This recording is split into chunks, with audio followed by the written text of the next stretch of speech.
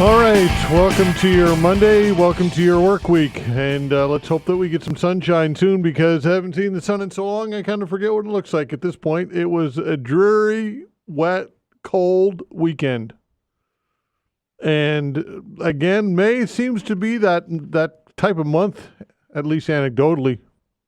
From my observation, as of late the last 2 years, May used to be quite a nice month, but and the nice weather seems to start in June and last longer into September and October. So I don't know if it's climate change or what it is, or maybe it's just my imagination. Maybe it's always the way it's been, as May has not been a great month. But thinking back, it seems to me that the weather has been a little better in May, but we've bemoaned the weather nonetheless. I know there's worse things.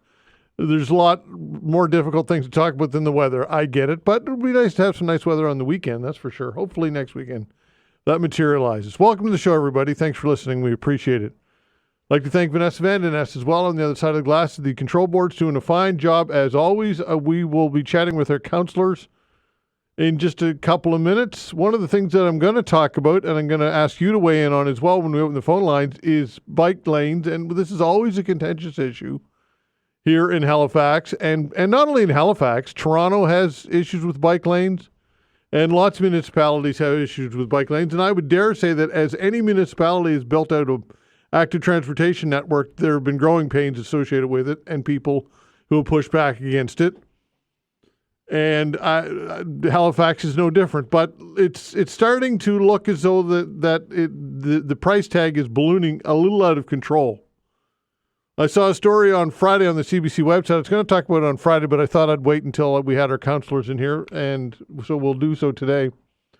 But the total price tag, again, according to the CBC News story, is now at $93 million, up from $25 million originally.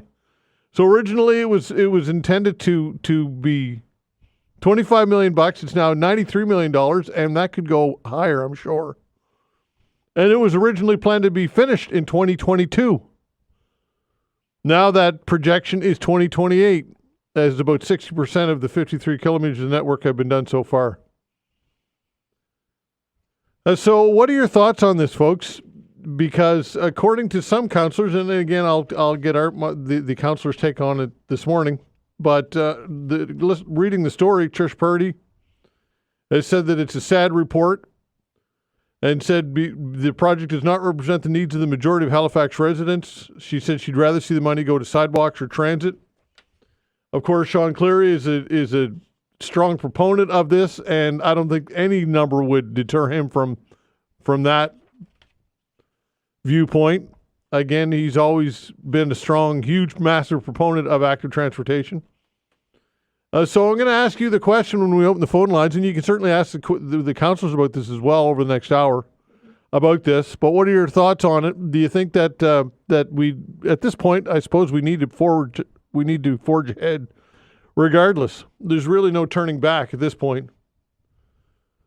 And one of the arguments that have been made has been that, well, look, there's all types of federal money that's going into this, and it makes sense. I think it was $8 for every 10 that's spent, or something, 80%, something like that. Originally budgeted was going to be paid for by the federal government, but that does not include the cost overruns. And now the municipality's on the hook for quite a bit more than that. And the municipality will have to pony up $66 million, at least for now. And again, this is something that I'll ask you to weigh in on when we open the phone lines in about an hour's time. Lots of other things to get to as well. The King is coming. That's right, folks. The King is coming, and he will read the throne speech tomorrow. I'll talk to Barry McKenzie, the Monarchist League of Canada, about this tomorrow. And later in the show, I'll chat with Laurie Turnbull of Dalhousie University about all of this as well, as Parliament reconvenes the spring session. Parliament opens tomorrow with the speech from the throne by the King. So I'll get your take on that and the ongoing labor dispute with Canada Post as well. And we continue to receive emails from that, from both sides of the opinion on that, and union and non-union, of course, depending on what you think. We'll get your take on that as well. And the Edmonton Oilers looking good, up 2-1 in that series. And how good are the Florida Panthers? Who, of course, the Toronto Maple Leafs pushed to 7 games, but did not compete very well in the game 5 and 7. We know that story. I don't need to revisit that. But Carolina was expected to give them a real push, and it looks like the Panthers are on the cusp of sweeping that series. So how good are the Florida Panthers? And is that cold comfort for Leafs fans? I would say probably not. So thanks so much for tuning in and listening, folks. We appreciate it very much. Again, look forward to hearing from many of you when we open the phone lines, as mentioned, in about an hour's time. Now joining me here in studio is Becky Kent, Dartmouth South, Woodside, Eastern Passage. Becky, thanks for joining the show. Good morning, Todd. It's a pleasure to be here. All right, and joining me on the phone is Katheryn Morse, District 10, Halifax, Bedford Basin West. Katheryn, hello. Good morning. Good morning. Nice to be here. All right. So, Becky, let's start with you. What's cooking in your district? Sure. Just waiting on a few reports on a number of things, including the an integrated an active transportation corridor. Sorry, I should be getting news about that next week. But just for those who might be listening in my district, I'm hosting a seniors tea at North Woodside Community Centre this week, Wednesday. And so if you're interested, give my assistant a call in City Hall, Laura, at 902-490-1577. Thanks. Okay, sounds good. How about you, Katheryn? What's going on in your district, District 10? Well, I guess the biggest thing going on in District 10 is the rebuilding of Dutch Village Road. It's been in the planning for at least 5 years and finally got underway a few weeks ago. Means a few detours and inconveniences, but once it's rebuilt, it's going to be beautiful. Okay, fair enough. All right, give us a call, folks, if you'd like to chat with one or both the councillors, 902-405-6000. That is the way to do it. Again, 902-405-6000 if you've got a question or a comment for one of the councillors. Again, 902-405-6000. That is the way to get in on the action. So, Becky, let me start with you. What are your thoughts on the fact that the bike network, or we're calling it a bike network, I suppose, the price tag is now pushing $100 million. It's $93 million up from the original $25 million originally planned. What are your thoughts on this? Well, it's alarming, frankly, for me. There's areas in my district, I think, that have great benefit from the bike lanes, and then there's areas that they're just not going to be as helpful. I think it's time for us to revisit it. We are revisiting the Integrated Mobility Plan, and we're also revisiting very soon our strategic priorities. I don't know that there's as many councillors on council this time that are looking to just automatically accept what's been placed in front of us. I think we're going to have a big discussion around this one. Okay, but at this point, how do you turn back, right? Well, I think you don't necessarily have to turn back, but we could go at a slower pace. Maybe it doesn't have to be as up front and first and foremost as it has been, I think. But I'm not sure. I think that discussion with council staff have to come forward with something that's a little more palatable.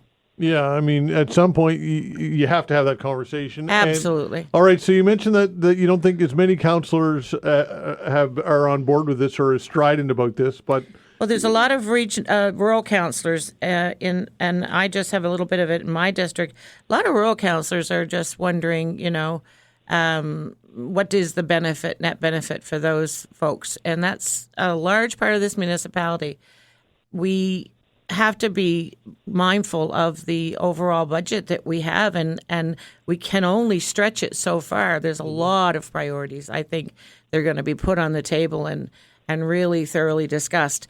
I just can't see the net benefit with that kind of bill attached for me. Okay, so at this point, a scaled back version of it, maybe, perhaps. I think that's the only option that we have. We cannot just make up money doesn't grow on trees. Yeah. It's coming from somewhere, and we worked really hard this year in the budget to not have to increase tax bills. Mm-hmm. I don't know that we can do that every year. Yeah. But if we're going to have to. I'm not convinced bike lanes is the way to go. So this would be part of the capital budget, right, at this point? Yes, it would be. But I expect it would be next year's capital budget. Right. Because it's not in this year's capital budget. It would begin next year. Like that $65 million that's gone. That's significant. And the total cost to the municipality. It's not going to be like next year. It will be over time. There's no way it would be borrowed money, obviously. I don't know. I don't know where it would come from. But it's not something that is just an easy acceptance for me. Again, as I said before. Okay, Katheryn, what's your take on this? Well, I mean, everything at HRM, the prices are going up on everything. Roads, any infrastructure that we build, the price has gone way up. I agree that we have to evaluate it carefully, but we can't build, half bike lanes and without connections between them and expect people to use them. So we have to focus. I think we prioritize. I agree we have to look at the priorities, but we need to start connecting up the pieces that we've already built. We've already invested a lot in it, so I think we just need to complete what we've done. I mean, half a bridge is not going to get used, and half of a bike route is not going to be used as well as a complete one would be. I think in terms of the benefits for people, we may sort of overlook the fact that a more complete network would make the city more affordable for a lot of people if they could get around more often by bike. I think it has a lot of benefits for youth, for students. It can help teens feel more independent if they can get safely around the city on their own. I think that's an important social value. And in terms of recreation, we have a lot of trails that are accessible from both the city and from the rural parts of HRM.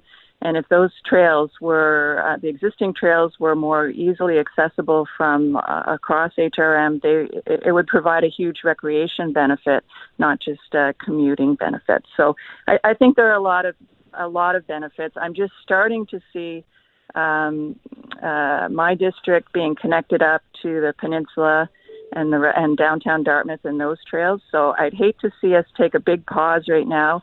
I think we've gone too slowly. I agree that we might have to reprioritize and focus on the most important connections, but I would hate to see us stop at this point where we're close to having a more complete network.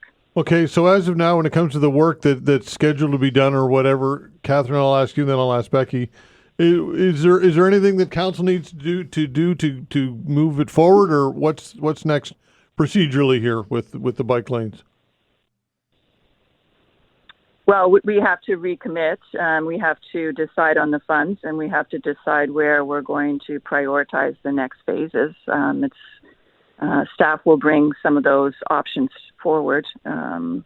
So I think there has to be a financial discussion first, I guess. I also think, if you don't mind, Katheryn, just cutting in here, I also think that we were really, I think, encouraged by the federal funds that came forward. Mm-hmm. We have a new government in our federal system. We have a new prime minister.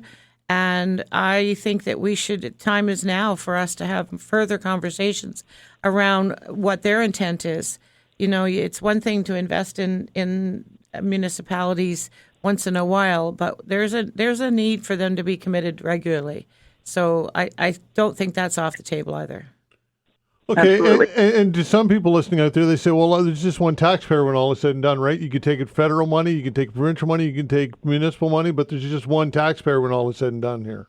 Yeah, I agree. There is only one taxpayer, but municipalities are sort of on the lowest end of the receipt level. Yeah. And our municipal infrastructure is more important, I think, than maybe some of the places that funds are going federally. So I don't think it's an unreasonable expectations that our municipalities, and we have good systems with the FCM, and those folks have connections to most of the players there in Ottawa, as well as our former mayor and and our current mayor. Yeah. So some of the stars are lining up, and let's just go for it. If we don't, other people are going to get, other communities and municipalities and provinces are going to get the funds.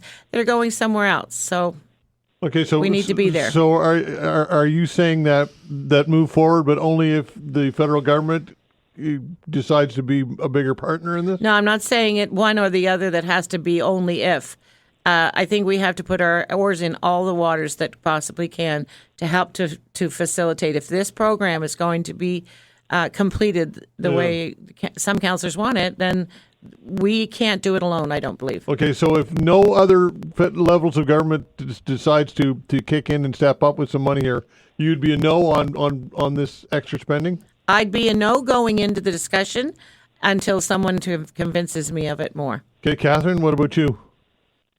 I think the federal government will support this initiative. Halifax has already shown that we have a plan, that we're working through the plan, that we've done a lot already. So we would be better placed than some other cities to qualify for this sort of infrastructure funding. And it's something that I think the federal government will support. Okay, fair enough. 902-405-6000. That's the way to reach us for our councillors on the hot seat. We got some people on the line. We got some room for you as well. Give us a call at 902-405-6000. Councillors on the hot seat continues when we come back.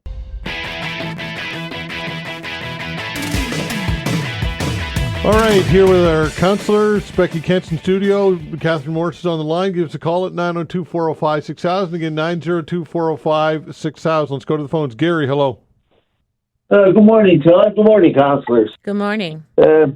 Anybody got web feet yet? Pardon me? Anyway. Oh yeah, right. The rain. Rain. Yeah. Anyway, I was just the bicycle lanes, the active transportation. That when these things got started, they were bicycle lanes, and then no one you really used them. So then they call them active transportation lanes, and now we got motorized things going on, and people driving on sidewalks. You know, I mean, it's gone chaotic as far as I'm concerned. I drive this city extensively, and out where I am in towards Sambro here on the Sambro Loop, we got $2.2 million put into bicycle lanes that's not used, only by extreme cyclists. They were supposed to be for people getting back and forth to work. We had a bus. They took it off, and they said it was too expensive. But we got $2.2 million. This doesn't make sense to me why they spent $2.2 million in bicycle lanes for the Sambro Loop. Hardly anybody uses them, and they took the bus off because they said it was too expensive, that not enough people were using it. You know, what's good for the goose is good for the gander. And as far as I could tell back then, and I was on the committee to get this bus down here, that the bus was actually paying for itself through area rates.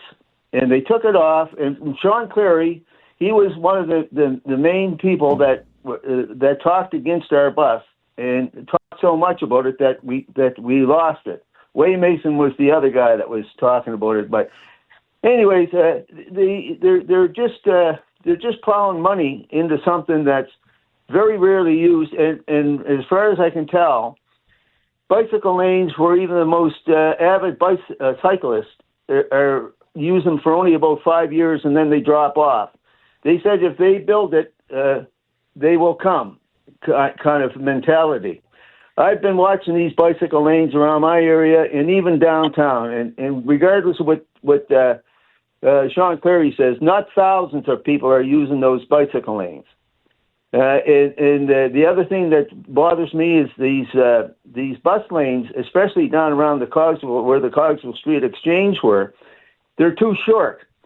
By the time that you get down to Water Street from Brunswick Street, you're weaving in and out of these lanes because there's a $350 fine for being in a bicycle or for a bus lane. And you have drivers that are going down there breaking the law. You're trying to be law-abiding, and you're almost in accidents because the guy that's in the bus lane is cutting you off. So those are my concerns, and I'm so against these bicycle lanes. We got money that could be used elsewhere, and regardless of what the proponents say, they're just not worth it in this city. Okay, all right, Gary, let's get the councillor to respond. Katheryn, you go ahead first. Okay. Well, I guess we're comparing two completely different things. When you put money into a bike lane, the money spent lasts for years and years, whereas with transit, $2 million would not go very far because you have to buy the buses at $500,000 to $1 million each, and then you have to operate them and pay the drivers. So $2 million might sound like a lot, but that's not a lot as far as transit goes. Well, so I don't really. Well, can I interject there? You still have the maintenance of the bicycle lanes too. Yeah, it's pretty low maintenance compared with other things. But what I just wanted to say is I'm sorry that you lost your bus service. And HRM Council is looking at micro transit options for rural areas. We've started looking at this very recently, and we're trying to find better solutions for rural areas. We can't have giant buses going around rural areas with very few passengers, but maybe we can come up with a smaller van type solution for rural areas that makes sense and is financially viable.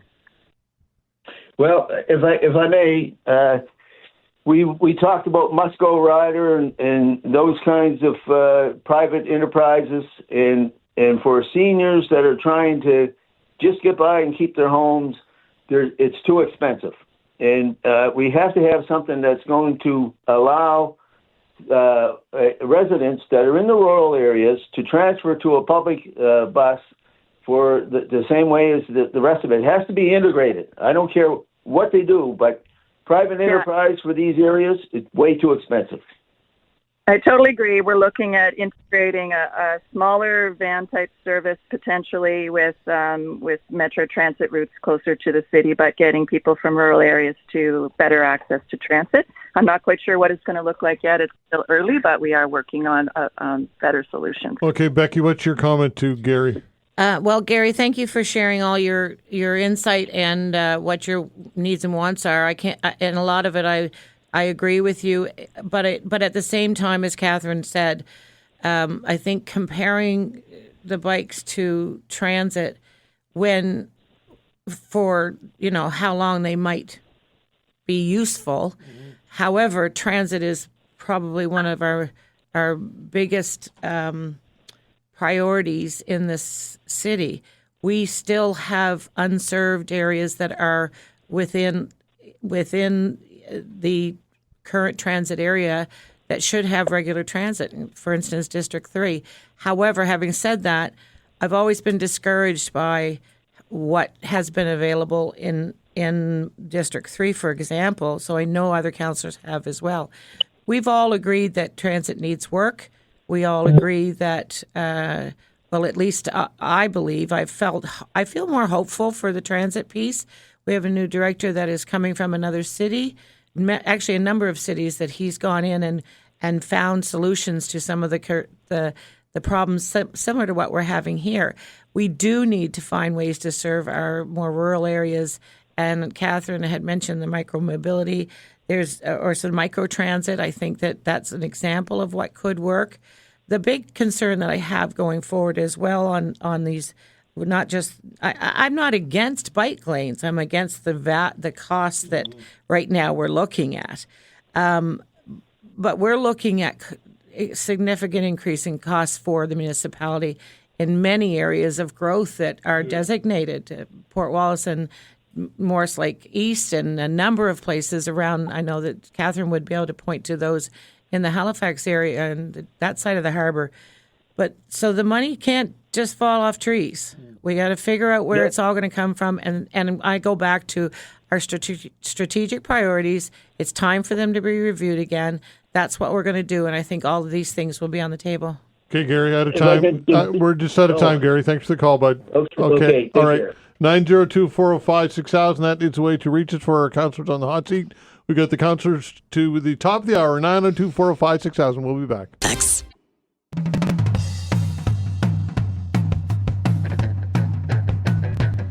All right, our councillors on the hot seat. Katheryn Morse is on the phone. Becky Kent's here in studio. Give us a call at 902-405-6000 if you'd like to chat with one of the councillors or both. If you've got a question or a comment or I guess a complaint even perhaps, or maybe a compliment. Why not, eh? 902-405-6000. That is the way to do it. Again, 902-405-6000. Let's see. Let's talk to Mark. Hi, Mark. Oh, hi, Todd. Thanks for taking my call. Sure. I'll start with a rare compliment. My compliment is to the councillors and anyone who shows up on your show on Monday. Thank you for doing that. Sure. You don't have to, Thank you. Not everybody does. 100%. You're welcome. Now, I want to talk about traffic. On Saturday, and I know, every day can be unique. So Saturday, I went to the Wanderers game, which was great, except I live in Manor Park in Dartmouth, kind of Woodlawn area, if you know where that is, and decided to take the bus to the game. Anyway, let's just say I missed the first half. It took 90 minutes to get there, and then when I took the bus home on Spring Garden, it took about another 90 minutes. So I personally, and there wasn't any crazy thing that happened on Saturday. I know that the McKay Bridge was closed, and I know you don't have control over that. I understand that. But to me, that's unacceptable. I've grown up here in Dartmouth and Halifax.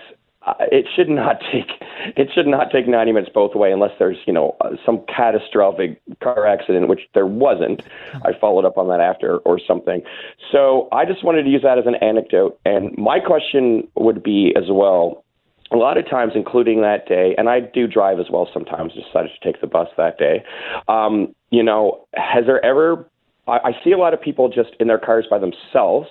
Has there ever been any thoughts to carpool lanes? Okay, like that other cities do, or somehow incentivizing, people, especially on work days, that would reduce the traffic. Other cities do it. So just wondering if you have any thoughts on that, and I'll hang up and let you answer that. Thank you. Thanks. Thank you, Mark. I'll take that first off. I think that we have a number of areas that already have 2 lanes in our city, and they are, most of them are quite effective for the cars and vehicle traffic. I'll go right to the potential for a car share lane. I don't think we have that kind of room in our local, the size of the city that we are, to add another lane in a lot of areas. I think that would be very difficult. But I do like the idea of car sharing. There are, even downtown or wherever you go, wherever your workspace are, if there's 4 of you that have vehicles and then all of a sudden there's 1 vehicle, that's going to be, managed much, much better. So I like that idea that you're going for. I'm just not convinced that if we can't put bike lanes in, for instance, because we have to take over people's lawns and things. We know we have some of that going on now. Very contentious. I'd be shocked if we could add another the other way. So I think that you're on the right track for what we need to be considering here in the city in order to accommodate the volume of traffic. Volume of traffic is, I've never seen it so busy, but we're growing. We're a growing city, and so we got to get a handle on this somehow. Katheryn, what's your take on that if you have one? Well, I think it's a good suggestion. I mean, we do have to figure out a way to, not widen the roads, but find ways to manage the traffic. I think we need multiple solutions. The one that is being suggested is, I think, a good solution. As Becky said, it's hard to make it work in the old type of city that we have, and it would require quite a major investment in cameras and electronic technology to monitor it. So that's one of the barriers, but it's not insurmountable or anything like that. I think it is a potential solution. It's just the cost factor of setting up the cameras and the monitoring. I would like to see speed cameras set up first to create some safety around the city and enforcement on speed.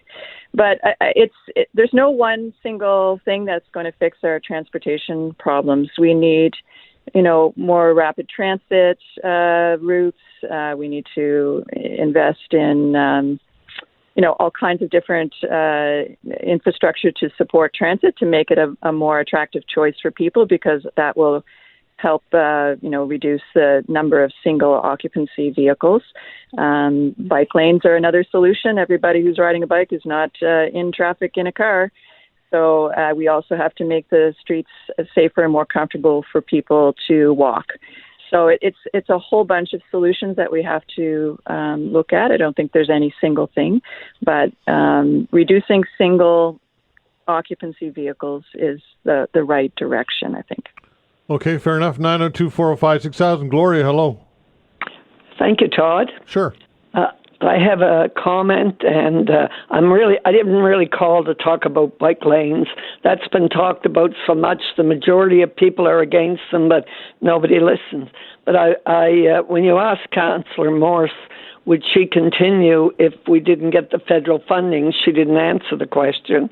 But also, she's talking out of both sides of her mouth when she says, we can't put buses on the road for very few people, but we can spend millions on bicycle lanes for less than 1% of the population. Shake your head. But my question is about the bikes and the scooters that are parked all over HRM property now. I want to know what kind of an agreement we have with the owner.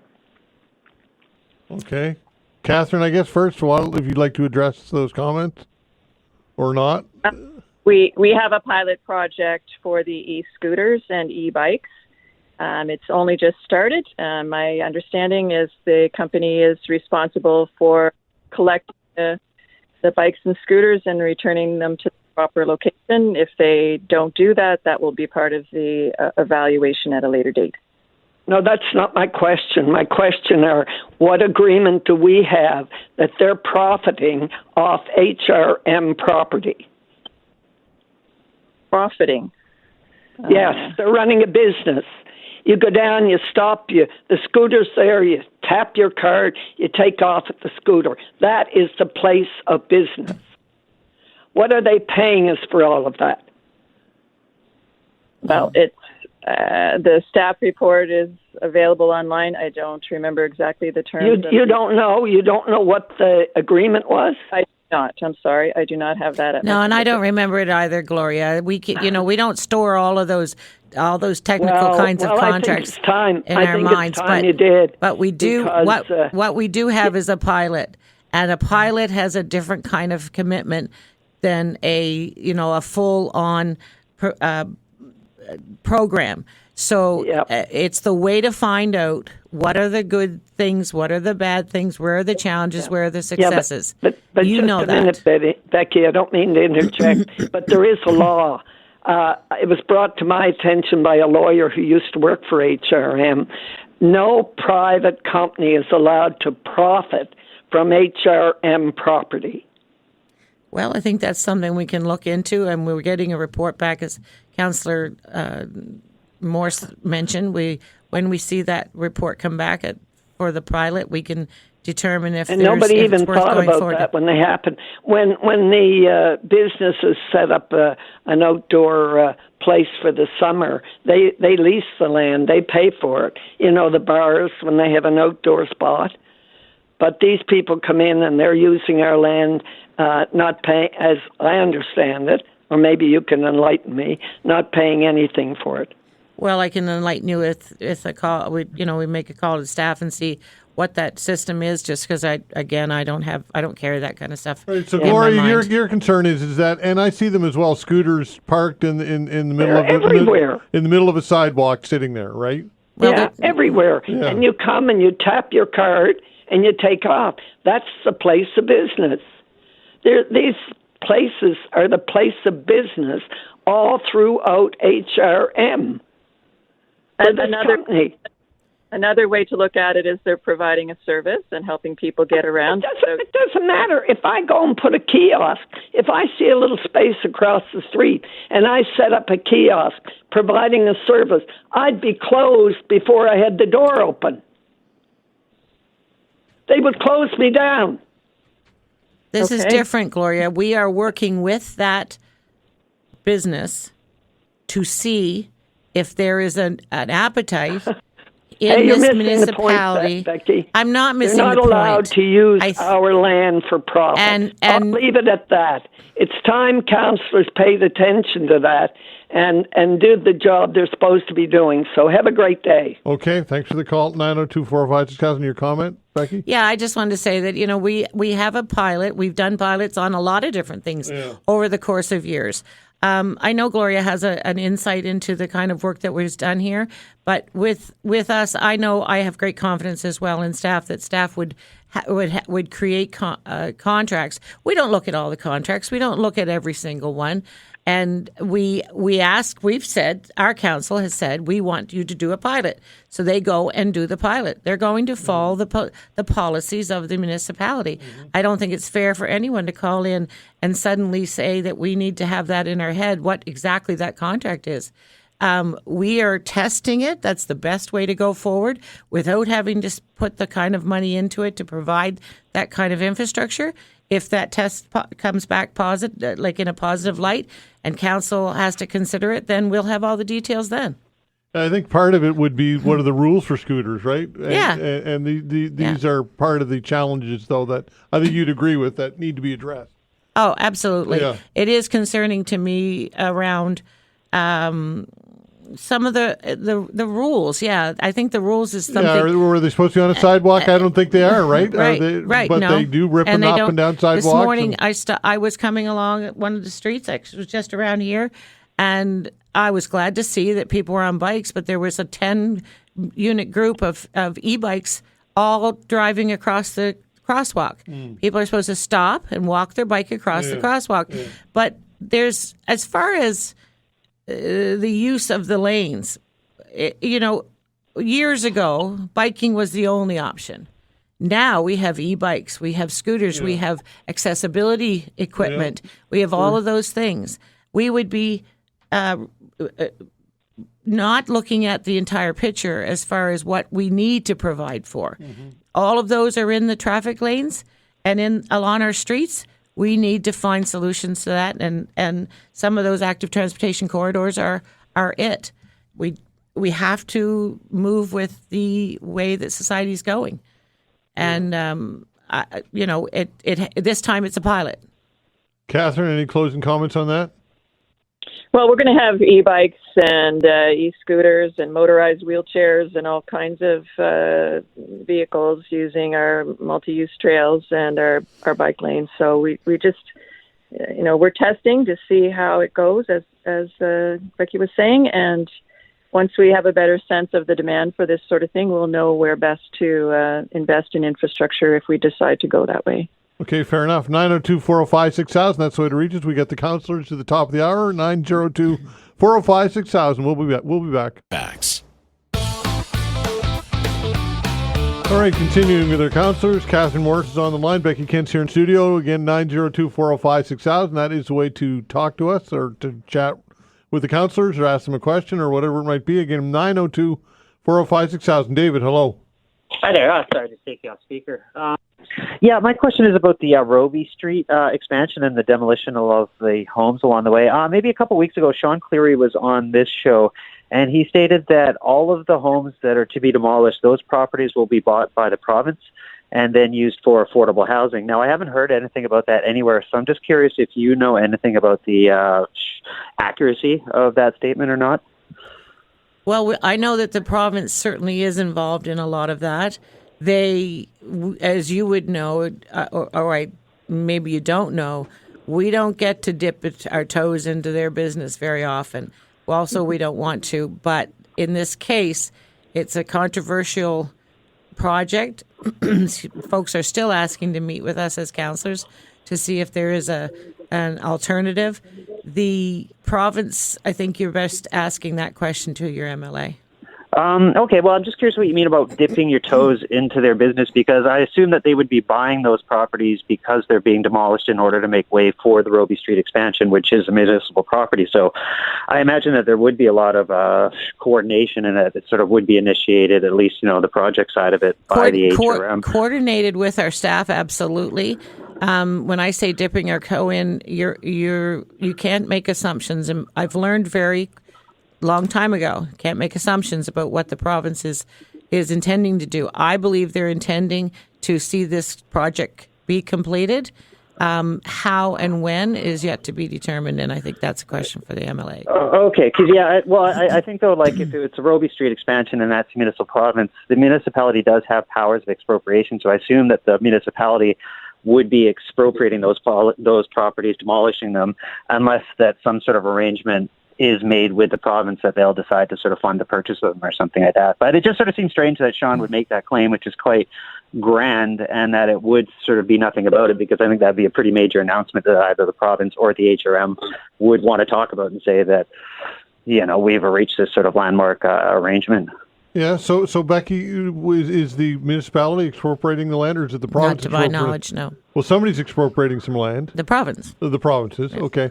So to his point, Councillor Cleary did make those claims about housing and that affordable housing would be replicated in other parts of the city, based on what the province has told them in the discussions around how do we complete this change to Robie Street. Yeah. Yeah.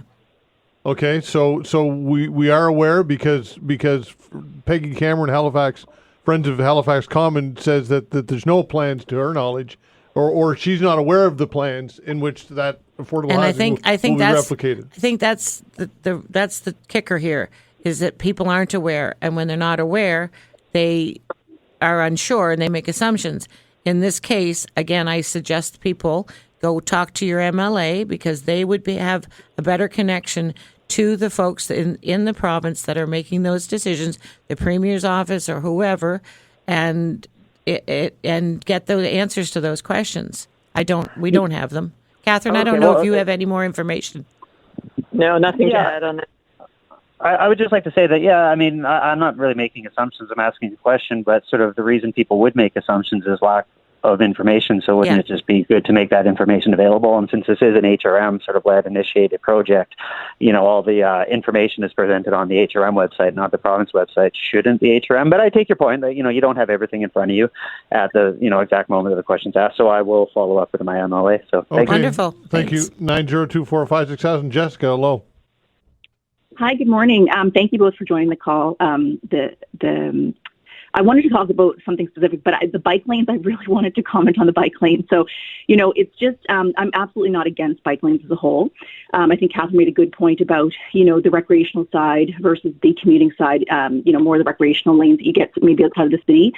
But, as someone that lives outside of the peninsula, it's absolutely baffling to me, the extreme amount of money that's been spent on, the bicycle infrastructure that's really only benefiting or serving a small percentage of, the larger HRM area.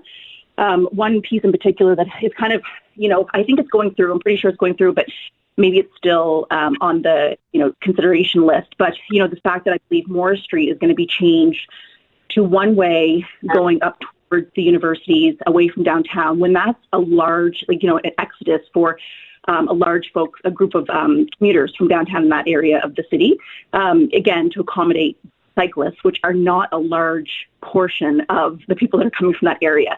So again, I respect that there are, those cyclists that are using those bike lanes for, various reasons. But as someone who lives outside of the city, who has 3 kids, it's just not realistic for a lot of us who are coming from outside the city. So again, the fact that such large portions of money are being spent on this infrastructure is really, really disappointing.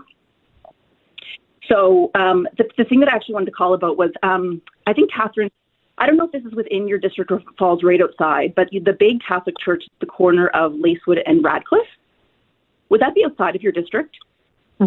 It's just on the border with Councillor Steele's district, yes, but okay. I may be able to answer your question. Okay, thank you. And maybe it's more like, I'm just concerned. So, driving up and down Radcliffe on a Sunday, throughout Sunday, the church population that's leaving the church, there's a crosswalk at the bottom of the street, so on the Lacewood portion, and then at the top of the church, they put in a new crosswalk for folks to cross. I think it's a real safety concern. The folks that are coming out of the church a couple of times throughout Sunday are just shooting out from between the cars and crossing over towards, if you know what I mean, towards the Sobeys parking lot or like the old Canadian Tire. Yes, I do. Yeah. So if you're coming down Radcliffe, at a reasonable speed, 40, 45, coming around that corner, and people are just shooting out with their kids, someone's going to get hurt. Slam on your brakes, sign you could hit. And so anyway, I don't know what the solution is, but I just wanted to bring it to your attention. And like you said, maybe it's better for Councillor Steele, but I'm afraid that something's going to happen there, like a serious accident. Is that, again, you guys put a new crosswalk in at the top part of the church, and there's one at the bottom, but the folks aren't using them. So I don't know if it's a conversation with the church to maybe let their members know, or if there's a signage that could be put up. But anyway, I think it's an accident waiting to happen. So just wanted to bring it to your attention. Okay, thank you. I wasn't aware of that, and I'll talk to Councillor Steele about it. Perhaps the driveway is too open and towards the old Sobeys. The Sobeys parking lot might be too open at that driveway there. Yeah. Okay, all right. I'll bring it up. Thanks a lot. Thank you. All right, thanks for the calls, everybody. We appreciate it very much. Didn't get to all of you. For those of you who still want to talk about some of these municipal issues during the open hour, you can certainly do so. Stay on the line. And for all of you who gave us a call, we appreciate it very much. And speaking of appreciation, Becky, thanks. I appreciate it. Thank you very much for having me, Todd. I just want to offer that I'm really happy the King has come to Canada. Yeah. I'm a great monarchy fan, and I had the privilege of meeting the Queen when she was here. I was with the NDP government. But I think these are important things that should happen in our country. And I believe as well, it's a really nice big message to the folks down in the southern parts of the world. Well, I think that was the point, right? Right. Katheryn, thank you so much. Appreciate it as always. All right. Thanks very much, Todd. All right. Take care. You got it. Katheryn Morse, District 10, and Becky Kent, District 3. Thanks to the councillors. Your calls, if you'd like to weigh in on whatever you've heard or something else you'd like to hear, 902-405-6000. That's the way to reach us. We'll be back. Facts.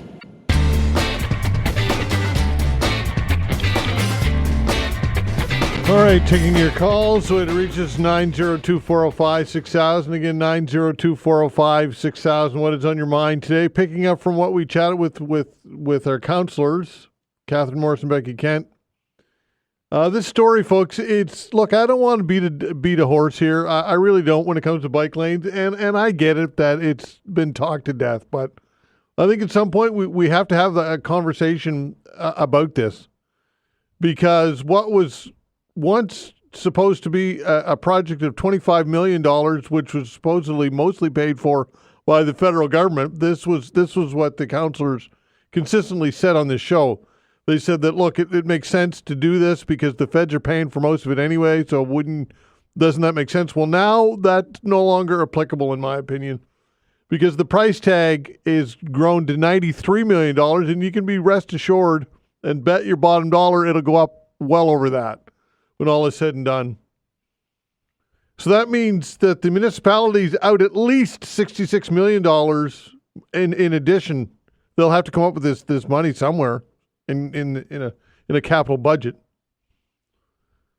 And we assume that money had to be borrowed, obviously, I would guess, and then you have to service the debt on that type of money. And not only that, but it was supposed to be finished in 2022. It's going to be at least till 2028 before it's complete. So at some point, I think that and perhaps the time is now that council needs to look at this and perhaps dial this back a bit. At least revisit this and look at what's realistic and what can happen and what should happen. Because I don't think an open checkbook should be the what's going on here, and that's basically what some councillors are calling for here. Sean Cleary, for example, I don't think there's any dollar amount that would deter him from getting this network completed. And look, again, I get it that bike networks are great and active transportation is a wonderful thing, but there, like anything, there has to be a realistic cost affixed to it and a budget. You can't just simply say no matter what the cost is, we're doing this. When you've got road infrastructure literally deteriorating and falling apart all around us. We talked about the Bedford Highway, and you could go on and on. Just what every street in the city is almost an embarrassment at this point. So what are your thoughts on this, folks? Do you think that council should take an opportunity now to do a reset and say, look, let's finish what we've got started, but let's do a reset on this and look, perhaps revisit it down the road? I don't know. Or do you think that we have to forge ahead and get this done and build it out no matter what the cost? Because again, we're now $66 million that the municipality is spending already that it wasn't intending to spend. And I would say that number is going to do nothing but go up and up. And who knows what the final price tag will be when it's finally completed. And do you agree with the theory that if they build it, if we build it, they will come when it comes to users and this network, this bike network? 902-405-6000, that or whatever else you've got in your mind. The King is coming, of course. King Charles is on his way. And Mark Carney is looking, I'm sure it's considered a nice way to start his first session as Prime Minister. And some would say that this is a quiet message or perhaps a not so quiet message to Donald Trump and the United States when it comes to exerting our sovereignty. Do you think that it's a good initiative to have the King here? I'll be chatting with Barry McKenzie of the Monarchist League of Canada about this tomorrow on the show. So what are your thoughts on the King arriving and delivering the throne speech? Are you excited about it, or is it something that you don't care about, or do you think that it's not a good look? 902-405-6000, that or whatever else you've got in your mind. Again, 902-405-6000. That is the way to reach us. Joe, hello. Hi, Joe. Okay, put Joe on hold and come back to him. 902-405-6000. Carol, hello. Hey, Todd. Hi there. Hi, I managed to hear Gloria's last two phone-ins, the one last week and the one this morning to the councillors. Yeah. And I agree with everything she says. Those scooters, absolutely horrifying to try to drive around downtown and to hear that they brought that many more in. But I was under the impression that it was HRM councillors that approved the pilot project. And for those councillors this morning to not know anything about it. But this thing about them being parked on the sidewalks and stuff, I took a job last summer driving a fleet truck, doing traffic control, setting up signs and such in downtown and stuff. And it was absolutely a nightmare because down around Roby, Kennard, so many crosswalks, you never knew where they were going to go, what they were going to do. And when they'd see that you had traffic stopped, they just go up on the crosswalk. And then for us to have to set up signs, and they were parked all on the sidewalks and everything else, I think they have to have designated spots or something. Yeah, and Carol, you can't move them, can you? Unless you have the swipe card or whatever. You can't. They're immovable, are they not? Yeah, you can't move them. Yeah. I mean, if we have to put our signs in certain places and Sure. such, Yeah. and if they're in the way, and it's just really. I actually quit the job. I only lasted about 5 weeks. And it had been about 12 years since I'd really driven in downtown Halifax. I live in Hants County. Mm-hmm. And I just couldn't do it. My nerves were shot. And it was mostly worrying I was going to run someone over. Yeah. And people walking while they're texting and not paying attention. It was just absolutely terrifying, the 5 weeks that I spent driving around downtown Halifax in a big old fleet truck with people in it and stuff. So I had to quit. Anyway, I just thought that the councillors, for them to say this morning they had no idea about anything if the company was making money, which of course they are. They're a business. But why should they be able to use HRM property for their business? I just want to agree with Gloria. Okay, thanks, Carol. Appreciate the call. All right, thank you. All right, take Bye. care. 902-405-6000. Ken, good morning. Pardon me. Good morning, Todd. I'm with your last caller there. Gloria asked a couple of questions, and it seems like every time the councillors come on, they have an answer for absolutely nothing. So I'm not sure. Maybe Vanessa or yourself or what's the name, Rick, can get the topics out first to the councillors, and then maybe they can bring their laptop to the station and look up the information that people are looking for and all that. And as far as, we're going to test it and make a decision, Yeah, sure. What kind of BS is that? I mean, look at the bike lanes. That was tested. It was proven a fail, and they kept going. And what do? They make up numbers saying, oh, there's thousands of bikes on the road, right? More BS. My question is, what's in it for the councillors? Because it's not in it for anybody else in the city. Nobody wants them. I mean, look at Lower Water Street and what's the one above Lower Water Street? Absolutely ridiculous. The guy who does the paper shredding down there for the business can't even lift up his booth because the road is that small now, right? Serves absolutely no purpose at all. Over here on the Dartmouth side, I can't remember which guy's the councillor over here. Sam Austin? Woodlawn Avenue and Slater Street. What's up with that big chunk of concrete on both sides and the 3 bicycle lane flags? Serves absolutely no purpose whatsoever, right? So don't go on the radio and say we're doing a trial run or we're waiting for a report, right? A report is something that you pay people to give you a favorable response on, right? As far as I'm concerned, when Rick was doing the show, Rick got sucked in by this Nova Scotia Bicycle Association claiming safety. And then after they got the bicycle lanes in there, what do they want? They want a Denver stop, which is a slow down for stop signs and a complete run-through for red lights. Mm-hmm. Yeah, that's safe now, isn't it? It's a whole lot of nothing, Todd. I mean, they should stop it. They shouldn't. And then for her to say, oh, well, we need to connect the ones that we have on now, well, that's good planning, isn't it? Right? Try to look like you have to do it now, so you have to spend more money. Yeah. Right?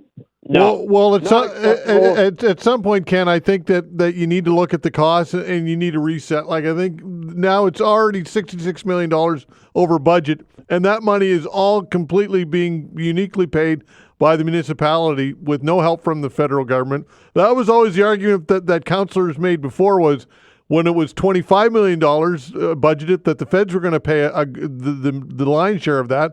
But that's no longer the case. Well, exactly, Todd. And the price balloons and the skyrockets, and who's responsible for it? Who's accountable? Nobody. Just like the Water Commission building. Went from, what was it, 32 million to 96 or something ridiculous like that? Yeah. Who's responsible for that? Nobody. Nobody's accountable. It's like I used to tell Rick. I said, you need to change the name of the show from Councillors on the Hot Seat to Councillors on the Ice Cube. Either that or start asking them some more tough questions. Okay. Because it's like, we won't ask you any tough questions and embarrass you on the radio that you don't know your job, right? Okay, Ken, appreciate the call. Thank you. Take care. 902-405-6000. We'll continue with your calls when we come back.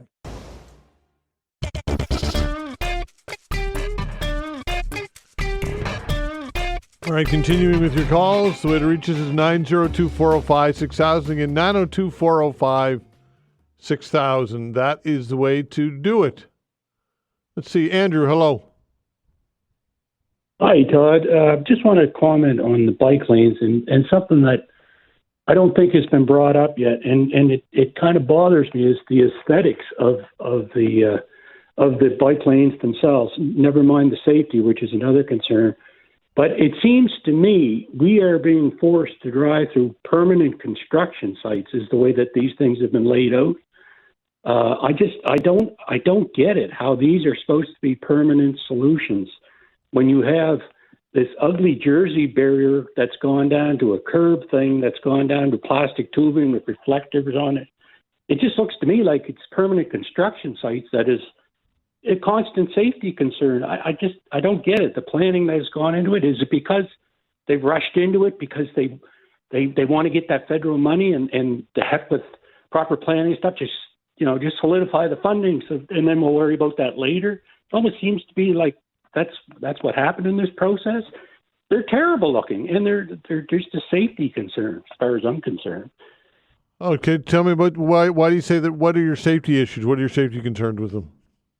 Well, if you have a couple of 1,000-pound vehicle with steel and glass, and you have a white stripe that's separating you and a bicycle, mm-hmm. I just don't see that as a common sense thing to do in a very compact busy roadway in the downtown corridor. I can tell you now, if there's accidents, I can tell you who's going to win. It's going to be the car. Well, Andrew, some would say that you're going to have bikes anyway on the roadways, and the situation is going to be less safe if you don't give them something.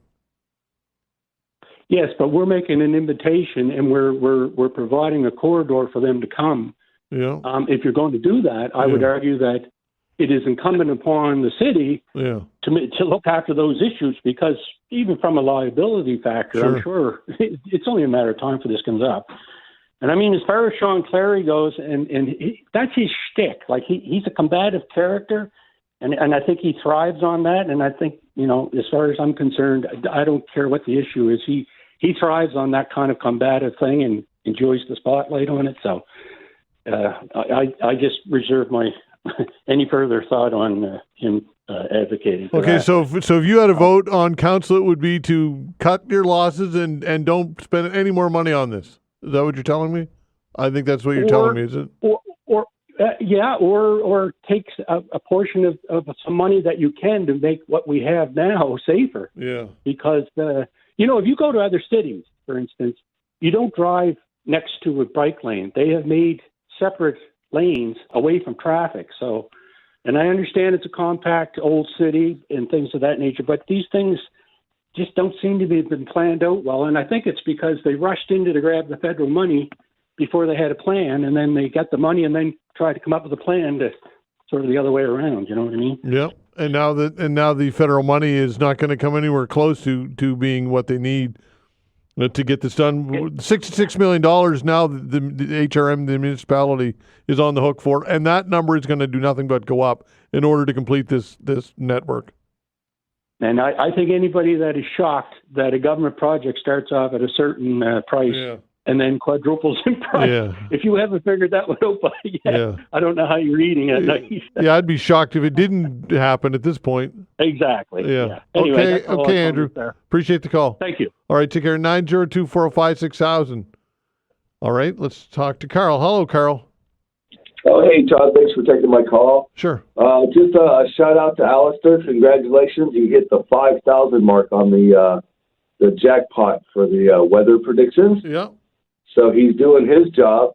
I don't know if he'll reach 10, though. Now, for the listeners, explain to us how the game works exactly. So if he does get it wrong, then you announce that on the radio at a certain time, I think during rush hour traffic or something, and we're supposed to call in within 15 minutes or something if you call our name or whatever it is. How does this work? Explain that to us. I can't, because I don't know exactly what the rules are. I really don't know. But the way that Alistair's going, it's not going to matter, because he's not going to get it wrong anytime soon. Carl, I really don't know how it works. I should know how the contest works, but I don't. I apologize. Yeah, we need some clarity on that, because I think that's how it works. It's like if I've heard it in the past. Yeah. I'd be stuck in traffic somewhere, and it's like you have 15 minutes to call in so-and-so. You then rattle off a name, and you have 15 minutes to call in to claim the prize. Is that how this works? You need to enlighten us on this. Okay. I don't know how it works either. I don't know, Carl. I really don't know. I'll learn. I'll figure it out. Vanessa's looking now. Hang on. Go, Alistair, go. Hang on. Vanessa's got some information for you. Here we go. So basically, if we are off by more than three degrees, we will draw a name from our entrance and announce it at 4:21 p.m. There you go. So people don't have to call in to claim the prize at that time. Yeah, you do have to call our number within 20 minutes as well to get the cash. You yes. do? Okay. But somebody has to be picked first. Oh my gosh. Now, see, that's the test. All right, so if someone does not call in within 20 minutes, then what? The pot just keeps going up? What happens then? I don't know. I don't know, Carl. You're asking the wrong guy. That's not a big window. I think if someone won it, it should be theirs, and give them, 24 hours or something to respond or something. I don't know. All right, so Carl, you're calling to praise Alistair, but you're not calling to praise the contest. Right. In other words, we need 20 minutes. That's just to claim the prize, and then what happens when someone doesn't claim it within 20 minutes? Then what happens? I don't know. I'll find out. All right. Thanks, bud.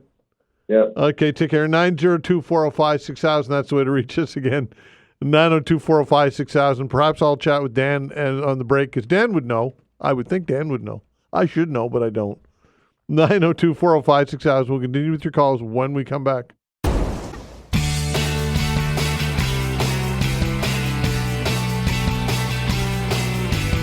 All right, continuing with your calls. Way to reach us is 902-405-6000. Again, 902-405-6000. Quick email from Lawrence and back to the phones. Lawrence says this, I'm writing to share my perspective on the recurring discussions around bike lanes. It strikes me as inconsistent that there's often significant outcry regarding the one-time costs associated with implementing bike lanes.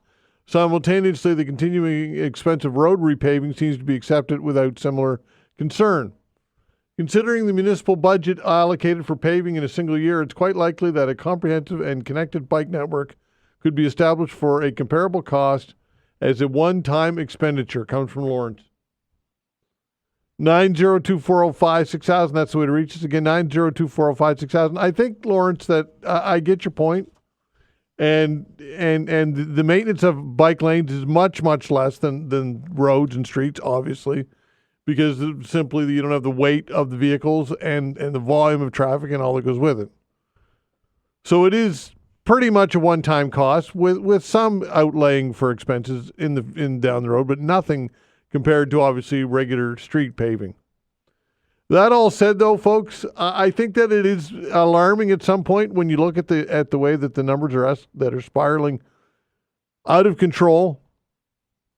Anything that was originally budgeted for $25 million and is now $93 million, and you know that's going to do nothing but probably go up from that, I think that it at least warrants a discussion, a conversation with council and amongst the constituents. I don't think that is unrealistic or uncalled for. I think it's the opposite. I think it's necessary. Now, that said, look, I get it that people who are opposed to bike lanes and they're predisposed to opposing bike lanes are going to be the most vocal on this. People generally who are pleased with something don't make their voices heard. People who are against something generally are the ones that do. And I get it that there are those people they say nobody's using them. Well, that's not true. People are using them. They're getting used, and they will. If you build a connected bike network, it will result in more people using it with time. I think that's logic would dictate that. But is it, when all is said and done, is it worthy the investment? Is it worth spending the money on? And is it worth what you're taking away? And that is, of course, street width and businesses, and there are downsides to this.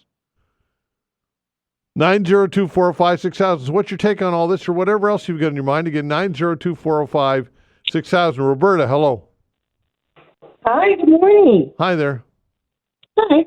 I just have a couple of quick questions. Okay. One, how can our king extend an invitation to Donald Trump as to what he has doing to our country? You're talking about at the G7? Is that what you're getting at? No, when the Prime Minister Carney was at the White House. Yeah. No, I'm sorry. When the British Prime Minister was at the White House. Yeah. He extended an invitation to Donald Trump from the King. Yeah. So how can our King extend an invitation to Donald Trump after what he's doing to our country? Well, that's an interesting question, and I don't have the answers for you because obviously I don't know why they do or don't do. The thing is with Donald Trump, and it's like everybody else, people are desperate to appease Donald Trump and the United States because they want access to that economy, and it's necessary to have access to that economy. So therefore, people are allowing Donald Trump to run roughshod in many ways over them, and I don't have any. I can't answer that, but I get your point. Yeah. I get your point, Roberta. And one other quick question: is Donald Trump allowed in Canada after being a convicted felon? That's a good question, but I'm assuming he is because he's been invited to the G7 and he's coming to the G7. I would say that they'll probably make an exception for Donald Trump. I would bet. Yeah, that should be interesting. Well, it's a good question because he is a convicted felon, and I think that under those rules he should not be allowed into the country. But I don't know for that for sure. But I'm sure that exemptions can be made and exceptions can be made, and I'm sure that in this case there will be an exception. Okay, well, thank you for your time. Okay, take care. 902-405-6000. That's the way to reach us. Again, 902-405-6000. Let's see. Let's talk to Bob. Hello, Bob. Yeah, good morning. How you doing, Todd? I'm well, you? I don't know, pretty good. We're at old veterans at the Legion today, and we're talking. What happened to the cable outfits? Like the Wild West. I belong to Bell Alliant, and I had some channels, and all of a sudden I get a letter saying they're going to be switched. And one of the channels is a USA channel, United States of America. Is Bell Alliant American or Canadian? It's Canadian. They don't act like it. And I called up and they said, well, nothing they can do about it because I used to have the Discovery Channel. Now I don't have that anymore. I got this American channel, and there's really, I don't know how much I'm paying for it, whether it was more expensive, likely more expensive than the package of the Discovery Channel. And they don't seem to even care. And most of the bills are getting up around $400 with a cable in your computer systems. I mean, it's getting to be nobody's controlling these cable companies. They're just racking in money. That's $4,000 in 10 months. I don't know, and the quality of what we get from there is horrible. And all we get is sports channels. That's nice to have a sports channel, but you don't need about 15 of them. I don't know if you had the same problem with your system. Well, look, if you have the Bell Alliance. No, I don't. Actually, I do. Yes, I do. But listen, Bob, you can curtail that. There are certain packages that you don't have to get all those sports channels or those news channels. I don't think. Anyway. I try to get rid of the sports channels, Todd, and you can't get rid of them. They're part of the in stone. Yeah. The 600 series. No, you just can't. And some other channels that I really don't think I need, but I won't mention them. There's about 3 of them, and I don't know why I got them, because they had nothing to do with me as being a Canadian. Yeah. They're part of the society that we belong to today, but I don't know. It seems like the cable companies have nobody controlling them. They're just whacking in the money, and I don't know what happens to the CRTC if they have anything to control these outfits, because the Bell Alliant really doesn't care what they put onto you now. They just send you a letter and you suck it up, or try and find another carrier. And they're the same way. A guy who said he switched over to an Eastlink, and all of a sudden his prices really started climbing up again. Yeah. Well, that's kind of the game, right? I guess it is. They give you a promotional price in order to switch, and then you switch, and then that promotion runs out, and then the price goes up again. Yeah, I understand that, but that's the same as phone coverage or phone packages. And all that, right? It'd be nice to know if you got a letter once in a while stating that they're going to switch these channels and they're going to be at the same price that the ones you had, because on a contract, which I started at first, I figured that I was going to be covered. I know there's increases, but when they switch these channels around, I don't know if they increase the cost.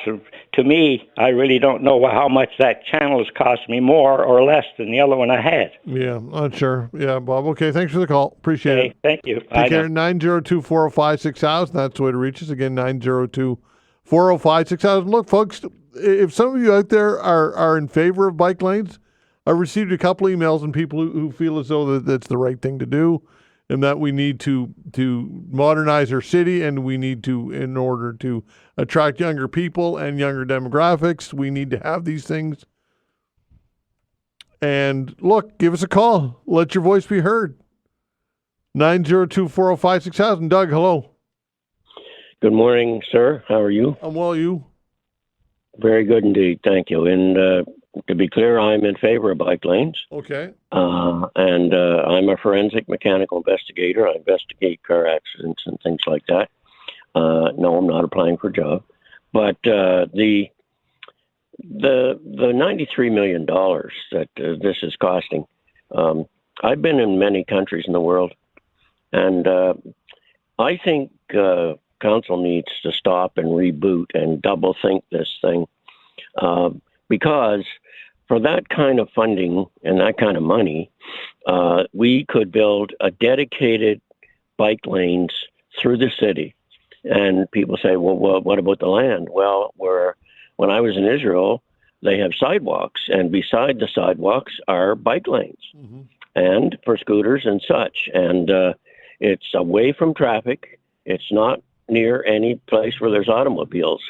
And, that's just my take that we should stop and rethink this, because surely it's going to expand, and the bike lane usage. And not only that, so is our traffic going to change. So pretty soon we're going to need more space on our roadways. And if the bike lanes are there, that's going to prevent that. So that's just my take on that, Todd, for what it's worth. Okay, so the bike lane is to the right of the sidewalk. Is that correct? Yes. I see, as opposed to being to the left of the sidewalk and next to the traffic. Yeah, exactly. Yeah, I get it. Okay. So, when I was in Tel Aviv, there was highways and cars and so on. And on the right side, there was the bike lane. And it was saying, do not walk in this area. This is a bike lane. Yeah, and it was separated with a sidewalk. And that kind of thing, to me, would seem to make more sense, not only for its safety concerns, but also for the growth of the bike lanes and the growth of the highways or the roadways and so on. That's interesting. I hadn't thought of that. I'm not sure. Yeah, that's interesting. That's an interesting take on that, Doug. It really is. Well, that's just my 2 cents worth. Yeah, okay. 5 cents worth or whatever. Okay, sure. And by the way, I'm glad the King is coming to Canada. I'm not a royalty rah-rah-rah, but I tell you one thing. I'd rather be part of the British Empire than somebody who's leading the U.S. that wants to make Canada 51st state. Anyway, no, I'm not anti-American. No, I'm not. But I'm darn proud to be part of the British Empire. Okay, Doug. Appreciate the call. Thank you. Thank you very much. Take care. 902-405-6000. That's the way to reach us. Again, 902-405-6000. We'll continue with your calls when we come back.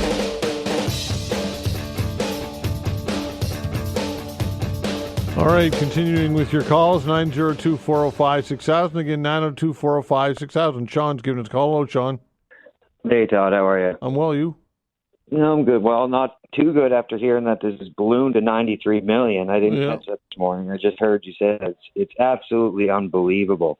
And I think we need to get like an auditor to take a look at this, because it doesn't make sense. Like remember a couple years ago when Sean Fraser and all them, the housing announced the $80 million housing accelerator fund. Yeah, I do. That was supposed to build all these houses and bring all this great joy. And now we're saying bike lanes are more expensive than building houses. Is that the correlation I'm drawing? Well, the accelerator fund was not intended to build a bunch of houses, although you think that it would by virtue of its name. But instead, it was bureaucracy. That's right, build bureaucracy. That's right. But yeah, exactly. That's an interesting comparable, though. I would say that. Yeah, I think it was $77 or $78 million was that fund. And now the total price tag for the bike lanes is up to $93 million, $60-some million over budget so far, and that's just going to do nothing but go up. Nothing but rise, and we know this. And they say it's safety, but here's what I don't understand: they put these green little posts in the ground for these bike lanes, and then they remove them in the wintertime for the snowplows to get by. Now, I'm not sure, but I think it's more. There's less visibility in the wintertime. Road slippage, ice, snow, everything. Like those green things seemed like they would be more purposeful in the winter, not removing them. So we pay someone to come out and install them in the summer and then pay someone to come and remove them in the fall. It just seems like an absolute joke and a waste of money. And I don't understand why can't we get some transparency here? They tell us, Sean Cleary especially. I mean, I don't take much advice from. He's the one out here when crime rates are through the roof, and he's still calling for defunding the police, and we need less police officers. So he's kind of out in his own little field over there.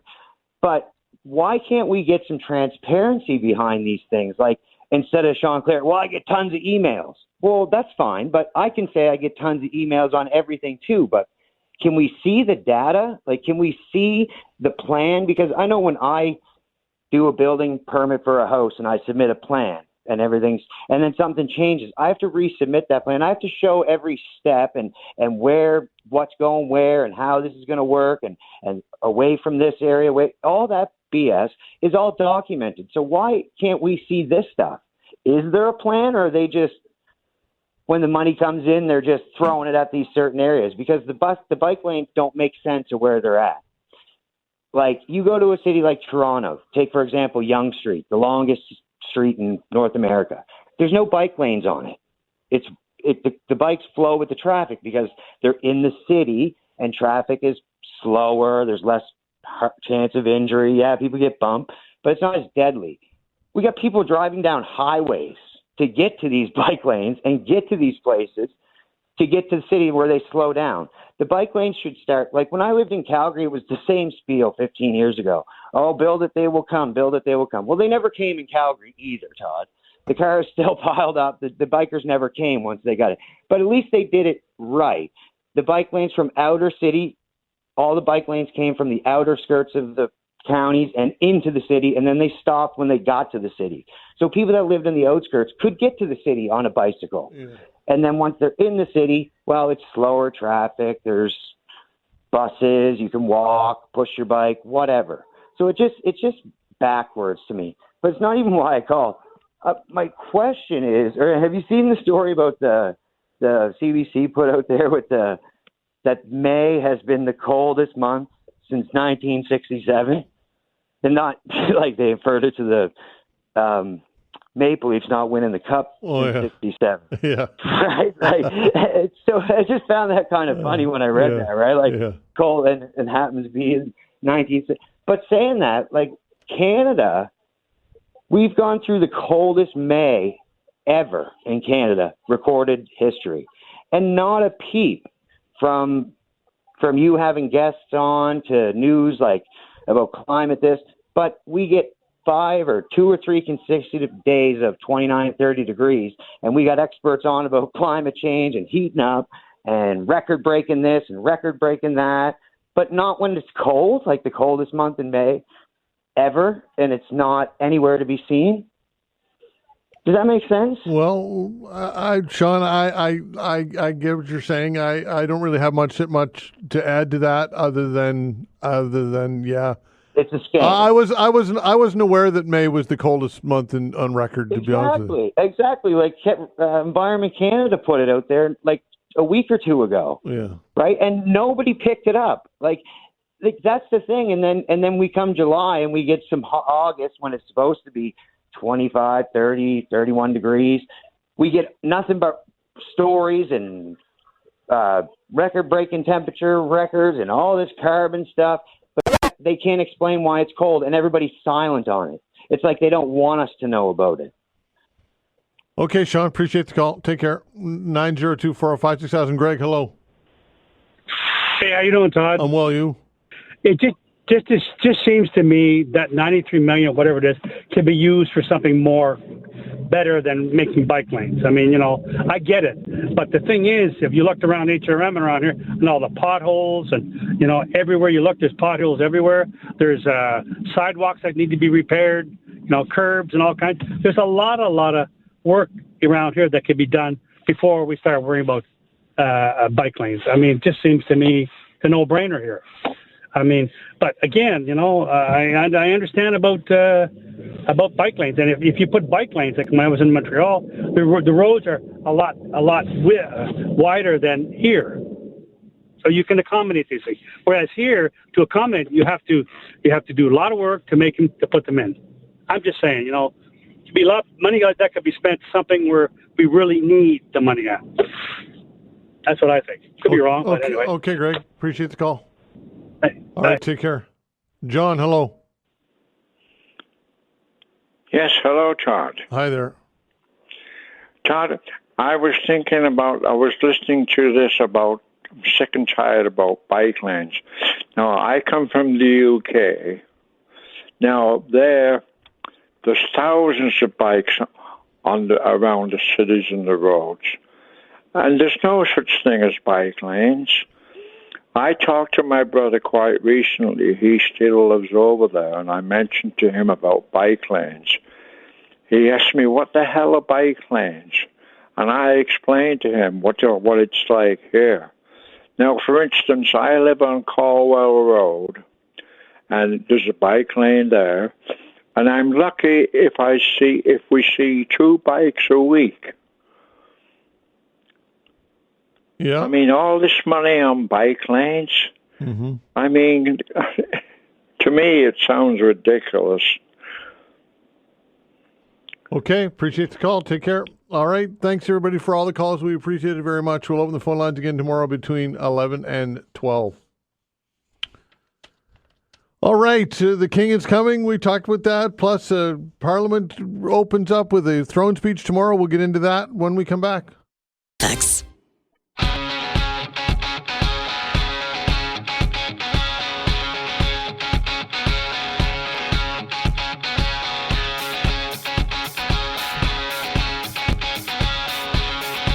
All right, joining us for a chat is political science professor, Dalhousie University, Laurie Turnbull. Laurie, thanks for joining the show. We appreciate your time, of course. Thank you for having me. All right, so the King is coming and lots of excitement surrounding that. What do you think that the main purpose behind the King's visit is? Is it to send a message to Donald Trump? What's going on here? Well, I mean, okay, I think that's how people are going to take it.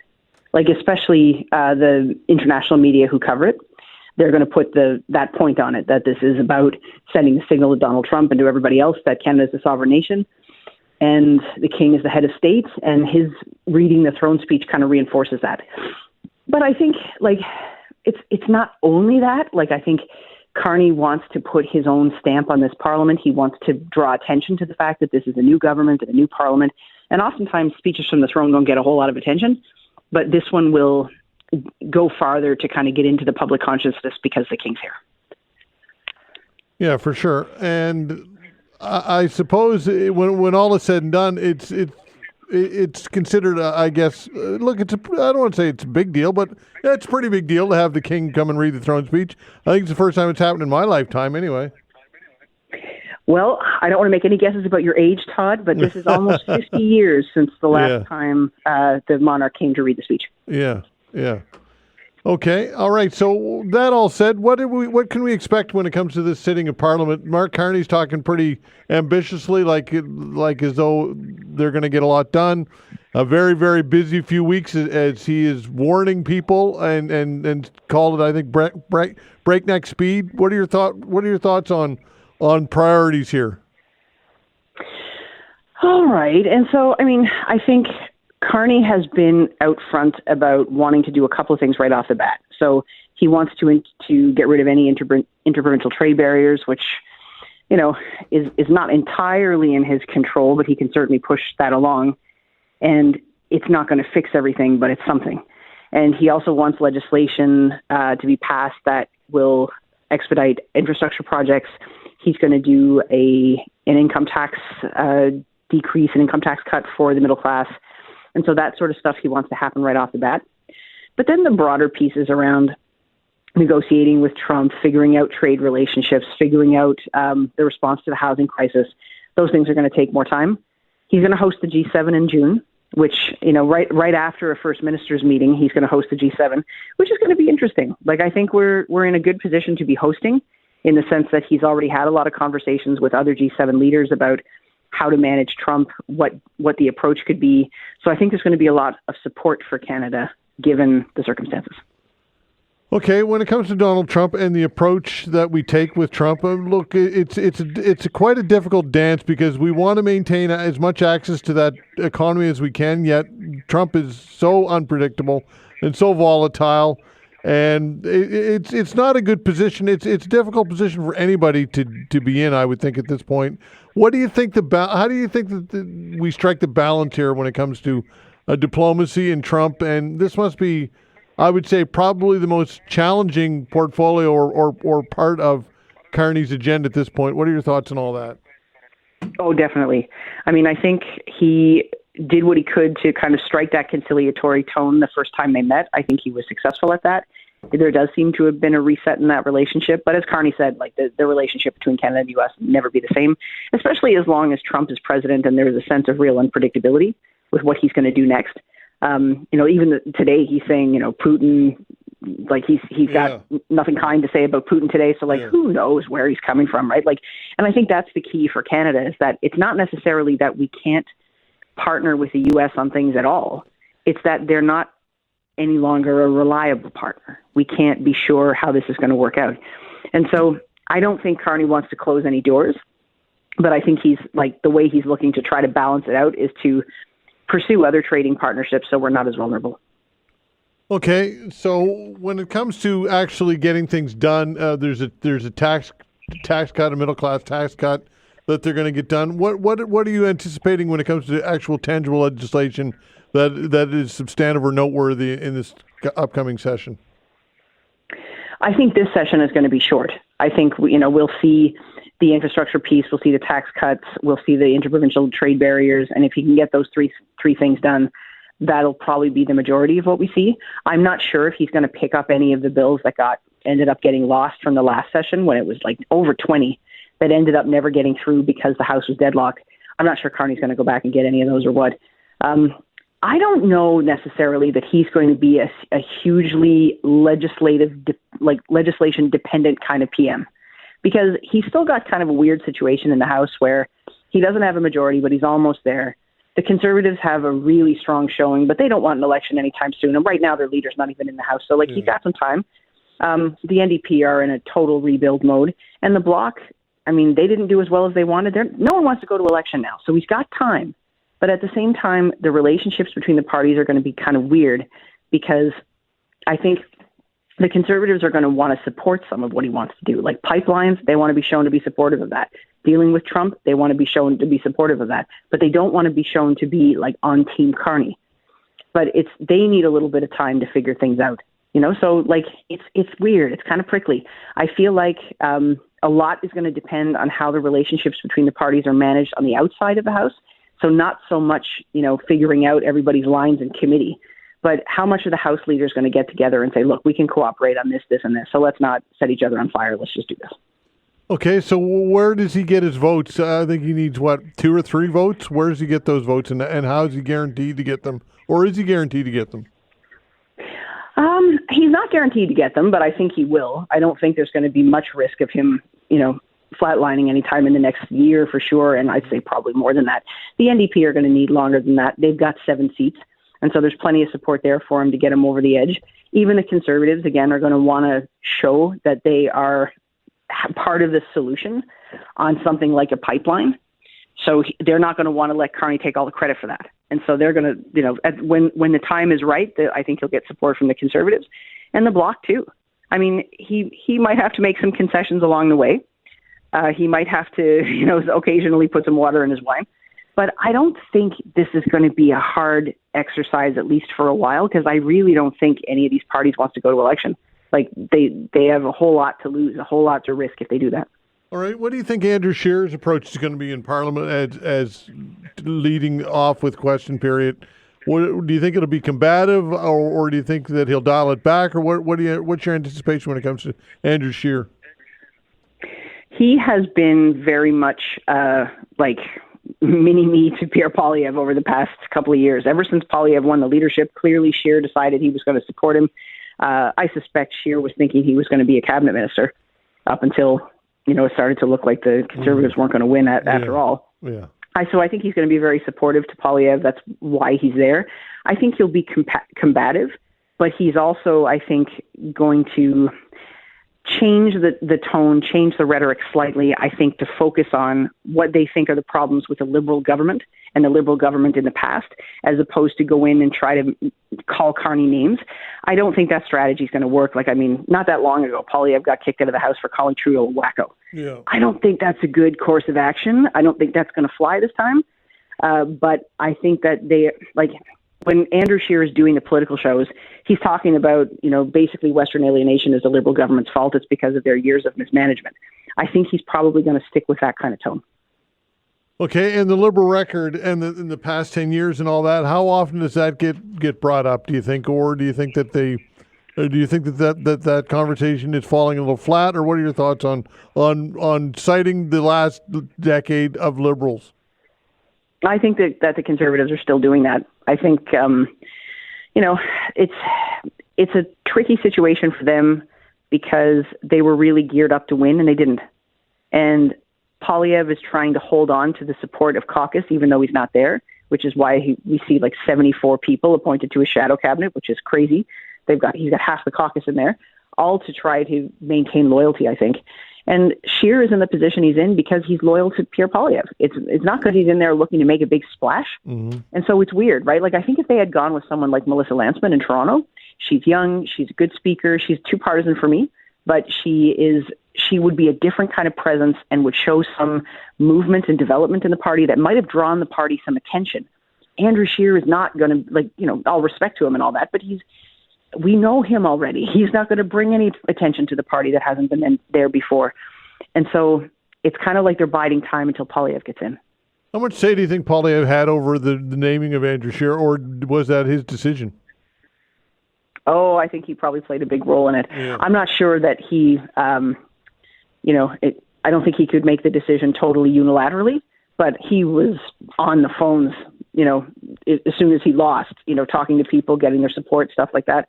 I can only imagine this is what he wants. Yeah, and he can still live and store away, that kind of stuff. Right, and perhaps that was the whole point in that he knew that Andrew Scheer wouldn't be a threat to him, I suppose. He didn't want anybody to outshine him, I suppose. What are your thoughts on that? Oh, 100%. Yeah. I mean, because as much as they're saying, look, we want Pierre Poilievre to be the leader, blah, blah, blah. Look, it's Ottawa. It's the summertime. They're all back today. They're choosing a speaker right now. And tonight, tomorrow night, everybody's going to be down at Spark Street having some drinks and stuff like that.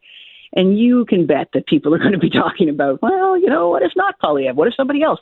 And those conversations might not get anywhere, especially if no one is really willing to put their hand up. But of course, people are going to start talking about what are the possibilities, mm-hmm. right? And so I think Poilievre wanted to put Scheer in there to make sure that whoever was in the leader's role didn't decide to make it their own, because then that would get awkward for him. He is in a vulnerable spot, and it's harder for him to punch through now. Like it definitely is. Okay, so the NDP, what about their rebuild, and what do you think needs to happen in order for them to rebuild? They need to choose the right leader. Yeah. They need to find the right person who's going to make this project look viable, carve out what they're going to stand for. There's lots of room, right? Like, especially if Carney is pulling a little more to the right, there's more room on the progressive left for them to come in and take up space and say they want to make some arguments in favor of working class, anti-corporate interests or non-corporate interests.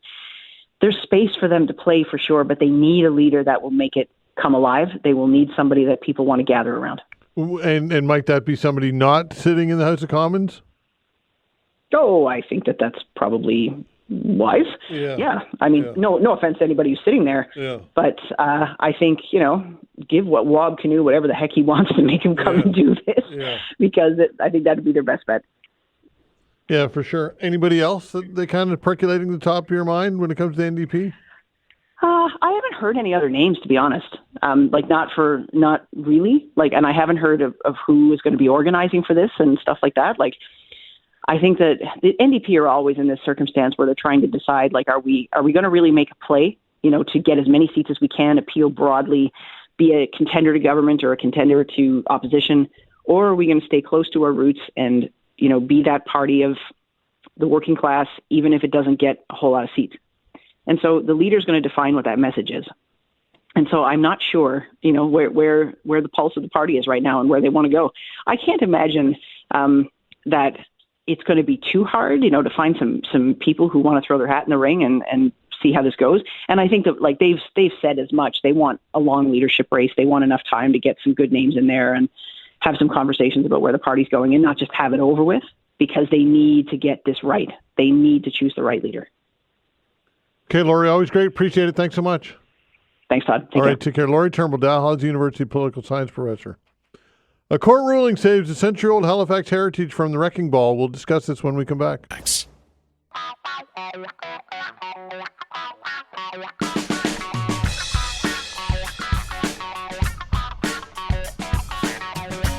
Sandra Barrs, the Heritage Trust of Nova Scotia, joins us for a chat. Sandra, thanks for joining the show. We appreciate your time.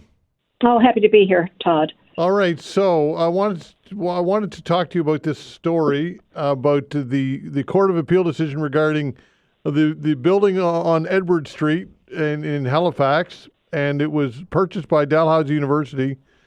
Tell us about a court ruling which recently was in your favor here, and there's quite a bit of background here. So why don't you set the stage for everybody, if you will? Okay, Todd. Well, the building was, it's an 1897 house, and it is beside another property that Dalhousie owned on Edward Street. It's the Glengarry apartment building. So we have the apartment building, and then we have this home. And the home was lived in by a variety of people, including some people of note in Halifax over the last 130 years. When Dal bought it at the end of July 2021, the home had been lived in right up to that point, and it was in very good shape.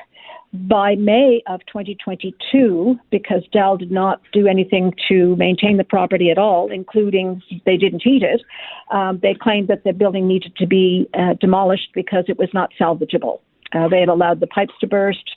So there was a water damage and resulting mold, of course. In any event, a community organization was formed and became very vocal about saving the property. Two members of that organization, in fact, made a third-party application for heritage registration. And what a third-party application is, it's just an application to the Heritage Advisory Committee of HRM, but it's made by somebody who does not own the property. So these two people made this application, and the HAC, Heritage Advisory Committee, looked at it. They referred it to council, and council said, yes, this property should be designated a heritage building. Once a property is designated as a heritage building, there are some constraints.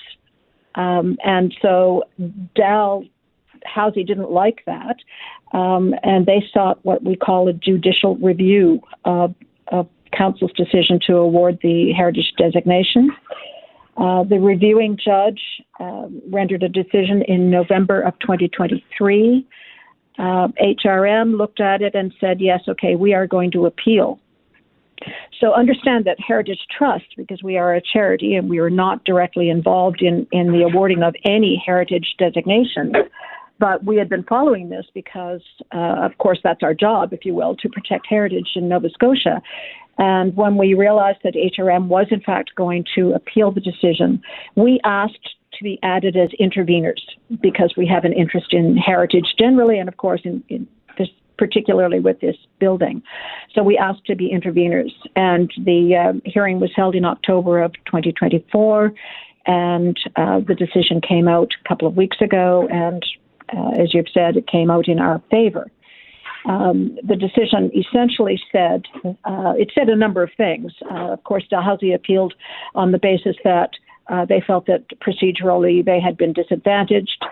They appealed basing it on some perception of bias on the part of HRM Council and the HAC who recommended to Council.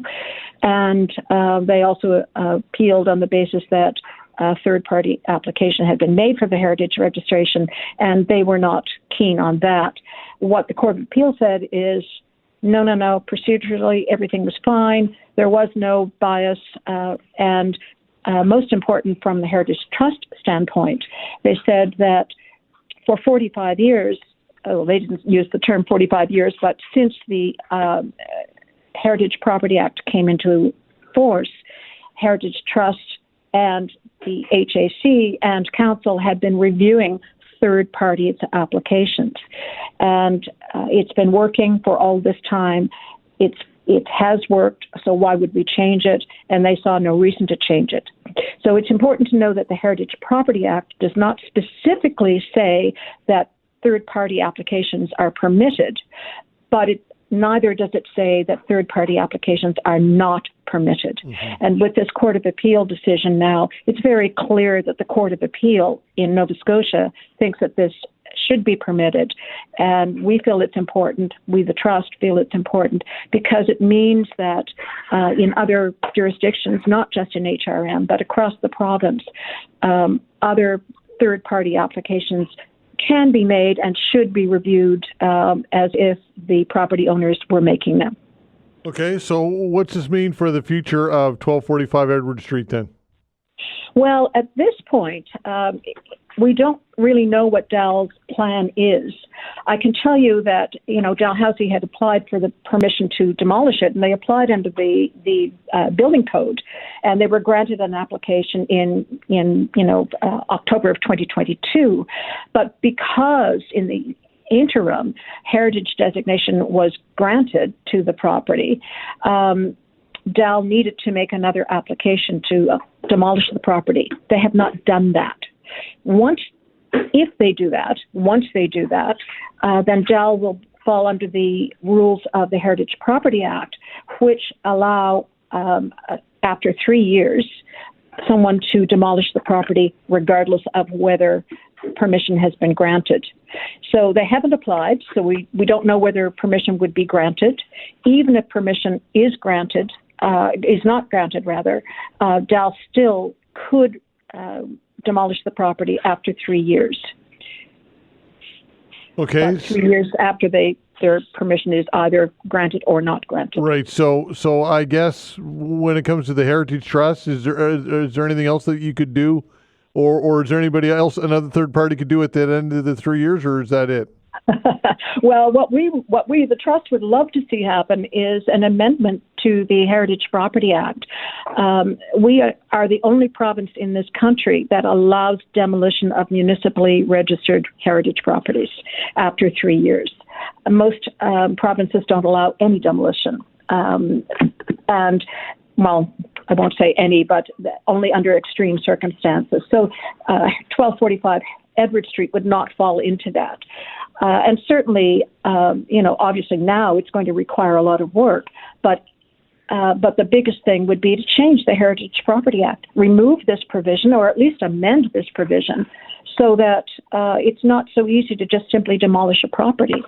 And of course, the other thing that could be done is that there could be amendments with respect to property taxes, because the big incentive with people who own heritage homes, who buy them, acquire them, whether they're large or small developers, and they don't have any intention of using the home as residence or as housing, even to rent out.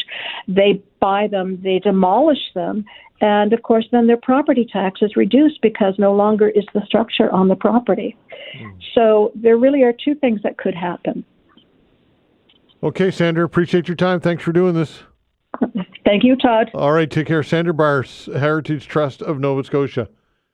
Ken Bagnell is the CEO of Canadian Sport Institute Atlantic. He's going to join us to talk all about the local sports scene when we come back. Facts. All right, it's become a bit of a tradition. We talk local sports once a month with Ken Bagnell, CEO of Canadian Sport Institute Atlantic. Ken, thanks for joining me. Good day, Todd. How are you? I'm well. Yourself? Excellent. Good stuff. So I kind of get you to steer the bus when we do this segment because you're the guy who's got the finger on the pulse of all this stuff. Yeah. So that said, what kind of percolates to the top of your mind? What would you like to start with? Well, first of all, just over the weekend were the Support for Sport awards for athletes, coaches, officials, community groups in sport across the province, and maybe just to show some of the highlights from that. And, the amazing thing is the depth of athletes and coaches that we have now in our province across sports. We have a couple very strong sports, canoeing and sailing, to name a few, but a lot of sports now are rising up. And when we go through the winners today of the awards on the weekend, you'll see that. One of the highlights, Jack Hanratty, who's rugby coach, was named Coach of the Year. He was the coach of the women's 7 rugby team that won a silver medal. Amazing accomplishment, and he's really set that program up for the future. He has lived in various places. Victoria now lives in Ottawa. His start was here. He always says he's from Halifax whenever anything's listed in a program or so.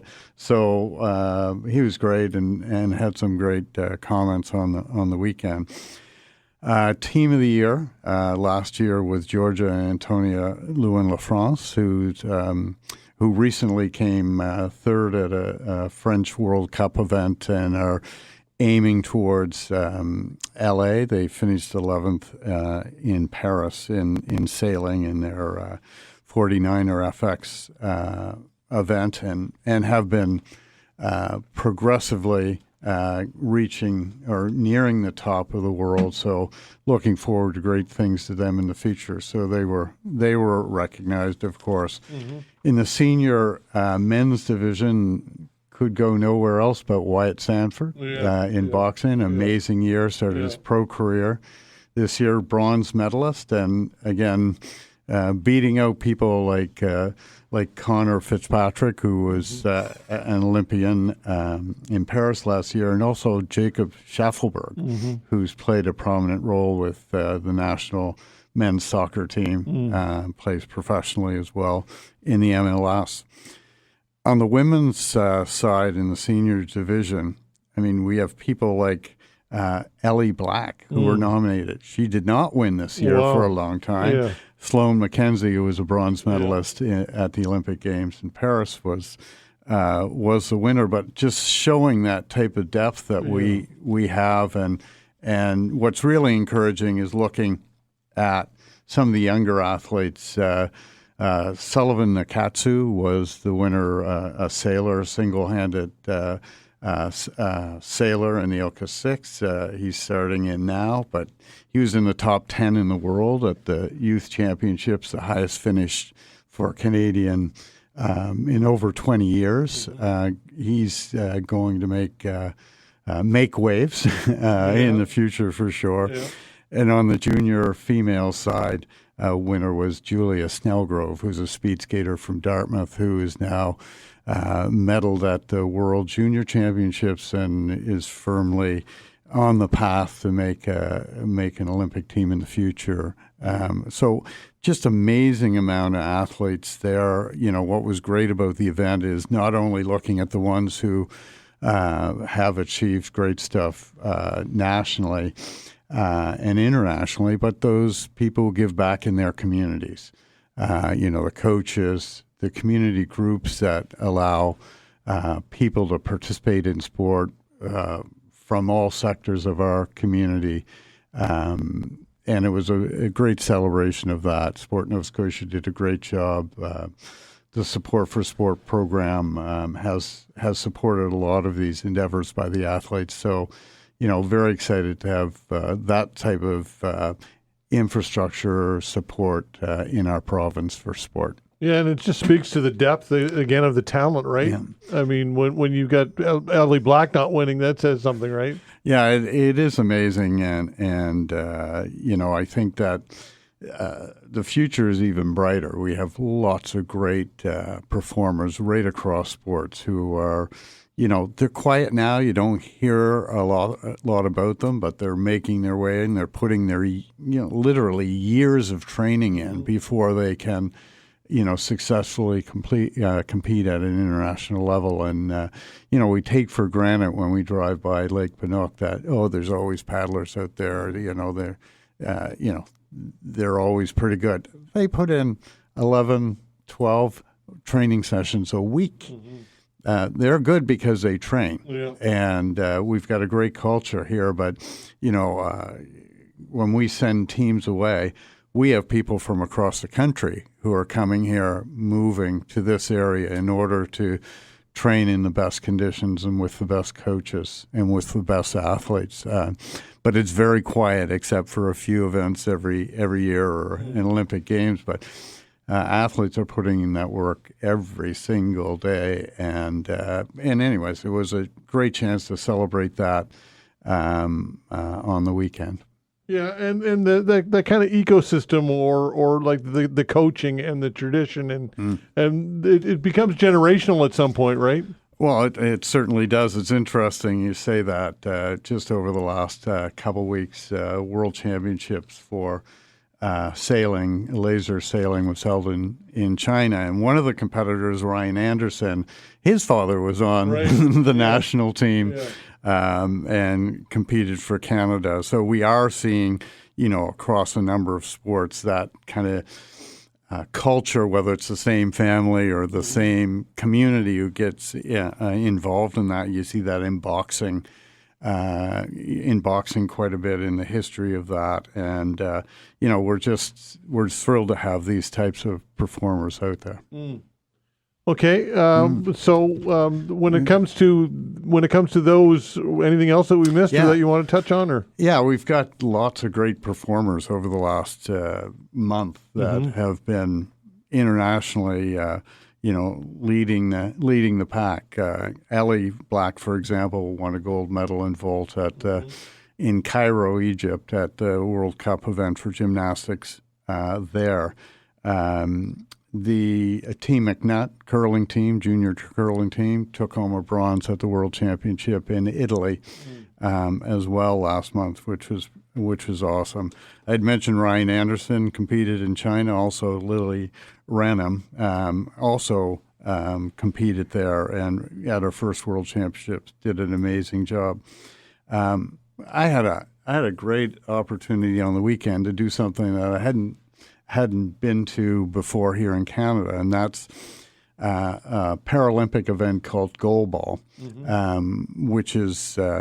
which was played in Paris as well. So the junior national championships was here in Halifax, and as it turns out, Nova Scotia is the best team in the country, and they won the championship over the weekend. We have a number of goalball athletes who train here in Halifax who we support. And it was really exciting to go and see that sport being played. Often para-sport is not in the limelight. And so it was fabulous to see these athletes who are challenged with their sight playing a sport that's played at the top level, and seeing these athletes. There was a young man, Harry Nickerson, who's a pretty amazing talent, who's from here, who's going to be one of the stars of the future. So, and Peter Parsons, who coaches that team, is also part of the national team program. So just to go and support that group and know, they're working as hard as any other of the athletes who are around here in trying to reach the international level was pretty rewarding to see that. So what's this mean for funding for I would assume that when you win, that creates notoriety, that creates, does that translate into better funding or no? Well, kind of two ways that goes. First of all, it's kind of a chicken and egg. Most times in sport, as far as how government supports work, you have to prove that you're a performer. Right. So until you do, you're not very well supported, which is kind of where we come in, at least in Atlantic Canada, and support those athletes who are on the road. But still costs a lot of money to travel internationally when they have to go to championships or to have coaching or to get facilities. I'd say there's a gap in there that we try to fill, that we have some support for. But, as far as trying to connect with the private sector, really important to try to find some resources that can go to those athletes who are on the journey. Like the ones who are at the top, they're doing okay. They're still, not well compensated for representing Canada, but they're at least able to travel and able to have coaching. But the younger ones, very, very tough fight in order to do a sport like sailing may take 4 to 6 years before if you're really skilled, really dedicated, before you even enter the level where you get any support. So sailing community is very supportive from their own members, but some of the other sports, very, very little support. Like most Paralympic sports, not well supported at all. And so, we try to create connections between individual athletes and and donors or companies, and to share some of the stories that certain groups may be interested in and may be interested in helping. So we're always interested in people or private sector who may be interested in helping athletes along the way in their journey. Indeed. Okay, we'll be right back with Ken Bagnell.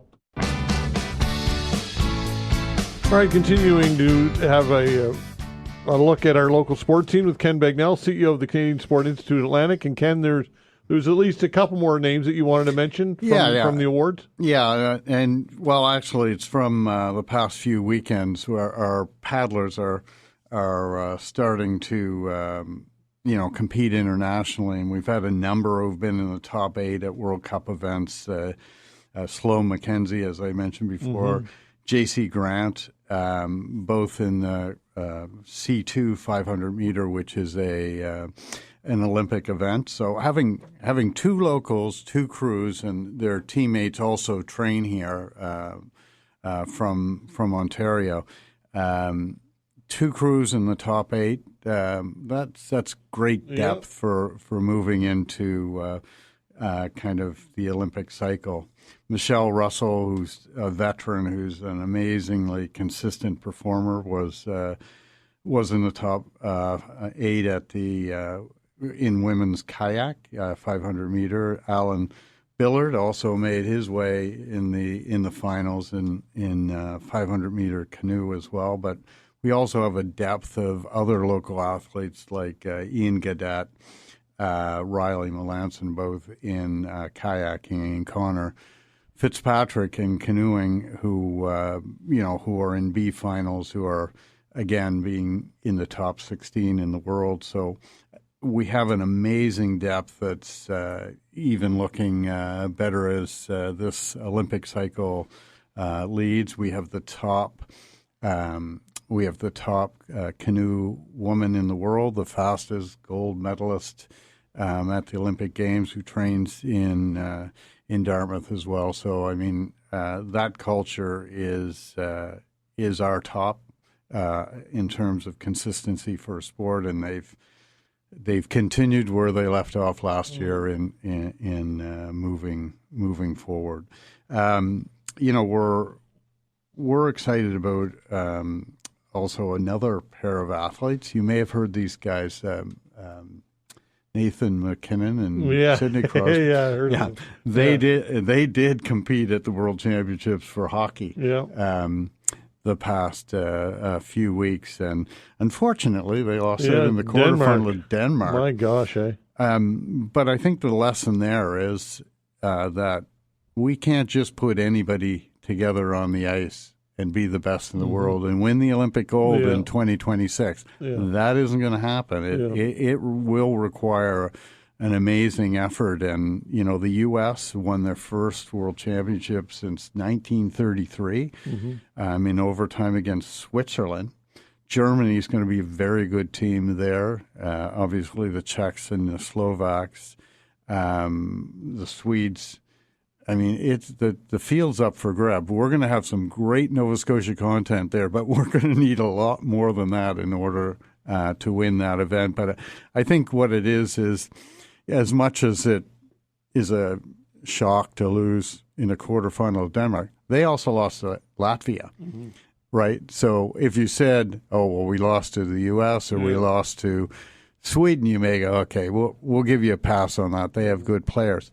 All these teams have good players now. So I think it's, a little bit of a change in our mindset, that it's automatic, because it isn't automatic. And it has been for a little while, but now we're starting to realize that. Well, especially with the one and done, right?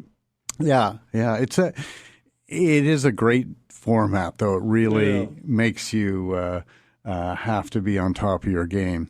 We were just talking off air and just mentioning the team, the dark horse team, I think, for 2026 is Finland. If you look at every NHL team still in the process, right? 3 of them, so 3 of the 4 are dominated. Their best players are Finnish.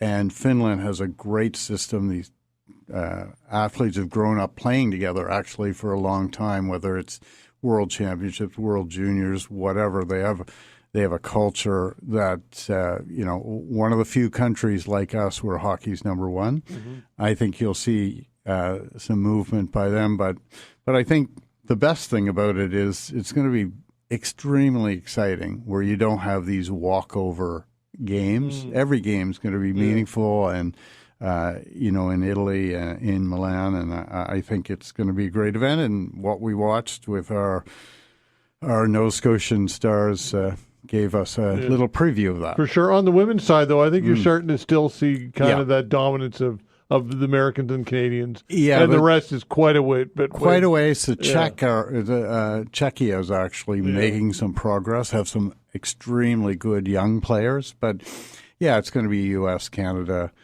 thing. We'll have some, hopefully Blair Turnbull will be able to make that team. We have a couple younger ones as well who hopefully we'll have a chance as well. But anyways, just setting up some things. Another local athlete, Liam Moffat, he's in snowboarding. He'll have an opportunity to make the games as well. So we'll have some good local content for that. Nice. We'll also be hosting some community events for viewing some of the Winter Olympic Games. Mm-hmm. Stay tuned for some information on that. I think it'll be some quite exciting stuff for people to get involved with. And you wanted to talk some soccer before we run out of time? Yeah. So, what I love about the summer now in Halifax is that we have two soccer teams, the Tide and the Wanderers, who, basically every weekend there's an event there on a weeknight. It's a real privilege to have that opportunity to watch these, one new franchise start with the Tide, and then an amazing start of the season for the Wanderers. Derek Martin and that group are doing a great job. They're top of the standings, and I think that's going to give people who want to get engaged with local sport a great opportunity to get together. The Tides are looking for their first win. They're doing all the things right. It's difficult to get that, first win. That's going to come, and hopefully everybody out there will be part of the crowd watching that. Yeah, and the Wanderers grounds, obviously the stadium talk, we can get into that, but that venue's, I don't mind that venue, to be honest with you. No, I think it's a fabulous venue. Yeah. It does needs a couple things. Needs more seating, and needs more of a multi-use field surface that I think is allowed now by FIFA. So, they could change that so you could have longer use of season and more groups that would go on it. But I think, an expansion by a few thousand up to 4,000 or 5,000 to make 11,000 seats, 12,000 seats would make a lot of sense. And you go by that, and it isn't hard on the eyes when you're sitting there. It's a great venue. You're seeing the city around it, and I think we've got a real gem that I think it's time that we have a proper facility at that site, and hopefully the city and both of the teams will be working on what that plan will be. Bit of a tough sell, though, politically at this time. Yeah, tough sell, but it's not a huge cost, and I think they'll bring private money to the table as well. So, it's going to be more expensive 5 years from now, I can tell you that. Oh, absolutely. The costs aren't going down. No, not at all. That's right. Anyways. Okay, Ken, great. Thanks for coming in, my friend. I appreciate it. As always, we'll do it again next month. Thank you very much. All right, you got it. That's Ken Bagnell, CEO of Canadian Sport Institute Atlantic. Thanks for listening, everybody. We appreciate it, of course. Thanks to Vanessa Van Den Ness on the other side of the glass at the control boards, doing a fine job as always. We're back tomorrow at 10 o'clock. See you then.